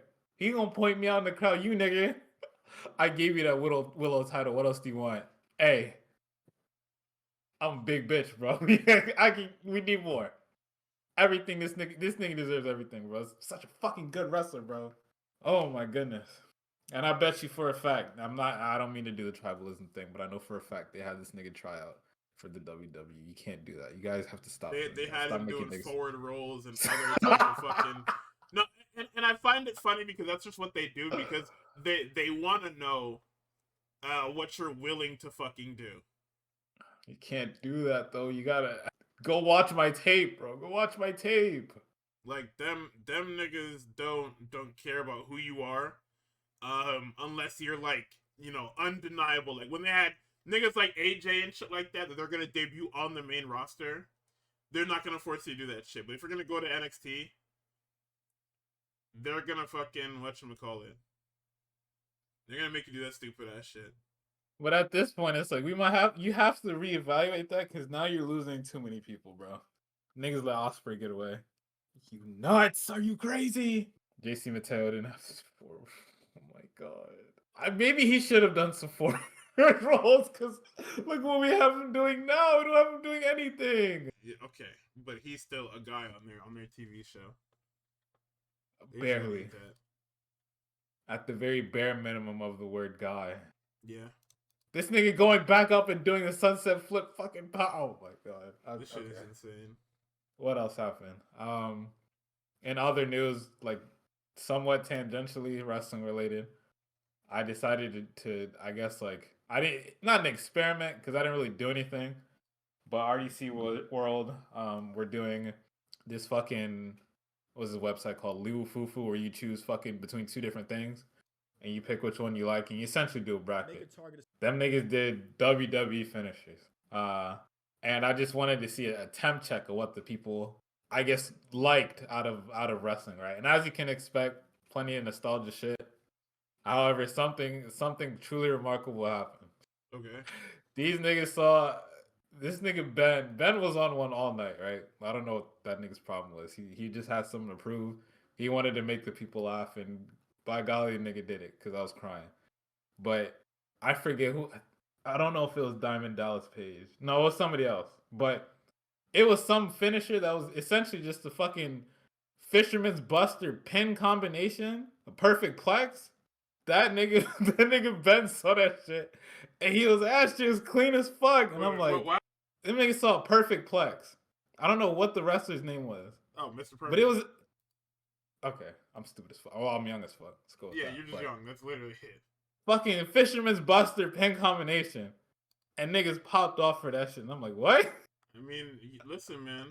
However, the ball knowers, well, I don't know how often they watch this shit, so I'm not gonna try to big bro them. But one of the niggas then said that niggas don't do that move like that, and I was like, I mean, I guess if you're watching like the WWE, because I don't think anybody over there does Fisherman Busters like that. I think the only nigga that does that shit, I think JC Mateo might have pulled one out during one of his fucking like first two matches. But besides that, I don't think anybody else does that shit. But then I was like, if you're watching AEW, then fucking I think Mark Briscoe does that shit like every other month. Maybe not the pin combination, but I'm like, that's not the craziest fucking move ever. Yeah, but other than like that, it was like I said, you gotta remember, like niggas are used to people not having moves. Like that was the thing in the Attitude Era is that a lot of the people that caught on, like your the Hardys and stuff like that, they were doing things that weren't normal. Like everybody else had a very standardized moveset of punch, kick, man, and vertical suplex maybe, or a drop kick. Yeah. And then like toward like in the 2000s in America at least, you had the luchadors doing stuff, and then the luchadors started becoming mainstream and stuff like that. So yeah, I just don't. I guess I don't remember that shit that often because like back then, niggas wear like wrestling was like priority number 2 at a certain point. Especially as I was gaining like human consciousness around like what 2004 2005. Niggas were trying to do the least amount of wrestling that they possibly could. As many backstage, at home invasion, whatever segments, marriages in ring, niggas getting dragged to hell, infidelity segments as we could, and there was less wrestling. So I don't remember too much, but that was just like a little foray, little thing that I happened to stumble upon as an avid RDC watcher. And it's always cool for me to get the non ball knower perspective, because if you remember last year I went to DreamCon and I went to the wrestling thing and I got me a little signed Liv Morgan whatever for cutting a promo, which was pretty funny. If I go back to DreamCon, I'm not going back to that panel because it's probably gonna get a million times worse. Nah, you gotta go back. I can't go. I can't you do gotta it. Sing the night. They're not looking, bro. I would fucking bro. I wish I could sing the gospel of Kevin Knight, but you know me, I'm a competitive ass nigga. I'm gonna pick fucking whatever's gonna give me the W. Which at the time, which at the time was Stephanie Vaquera. Hell yeah, I gotta gate. Well, I'm not gonna gatekeep the Jet. That's crazy. We need that nigga to be the face. The fastest rising stars in this fucking company. But yeah. Yeah. If I could gatekeep anybody, who would it be? Let me think. It's Sky Blue, bro. Yo, come on. Keep it Sky Blue, bro. Hell no. If you wasn't a part of Blue Gang before, it's over now. What's up for you? What other wrestling news do we have? Do we have anything else? I don't think we have anything else. Oh, we got our work cut out for us this week, I think. Yeah, we did a lot. This fucking what's the Saturday nights? I'm not watching that shit. What's the Saturday night's main event card? I think as of right now, it's the 4-way. It's Rhodes Fatu. Rhodes Fatu is crazy. Not gonna lie. Kinda. Who do you have win that? You do no contest because Drew McIntyre. Why would he care? What do you mean, why would he care? Because Jacob Fatu made him run for the hills. Oh, I guess. Actually, that's probably true. Women's tag title. Yeah, that's the other one. It's those three so far. We'll probably get another match announced, or the last one announced tomorrow. Please. Carmelo Hayes, please, big bro. Yeah, not that. Please, I'm begging you, big bro, please. It is 4, right? 4 is like their sweet spot. Yeah, it's usually 4. Yeah, 4. Yeah. Oh well, this one had 5. This fucking John Cena thing. The John Cena archery retirement match because it was fucking 4 minutes long. So they snuck another one in there. I mean, maybe Jake Jordan as a 9/11 opening that show makes sense because you open with that, and then you put all the actual matches after it. Now, if they really want to do something crazy, okay, make Jordan win that, and you put Jade in the Rumble too. All right, so this has been Real Graps issue 55. We want to thank you guys for watching. Y'all have a good day, night, whenever it is you see this, and Godspeed. Everybody be safe. There's some snow coming on Sunday. Be safe, all right?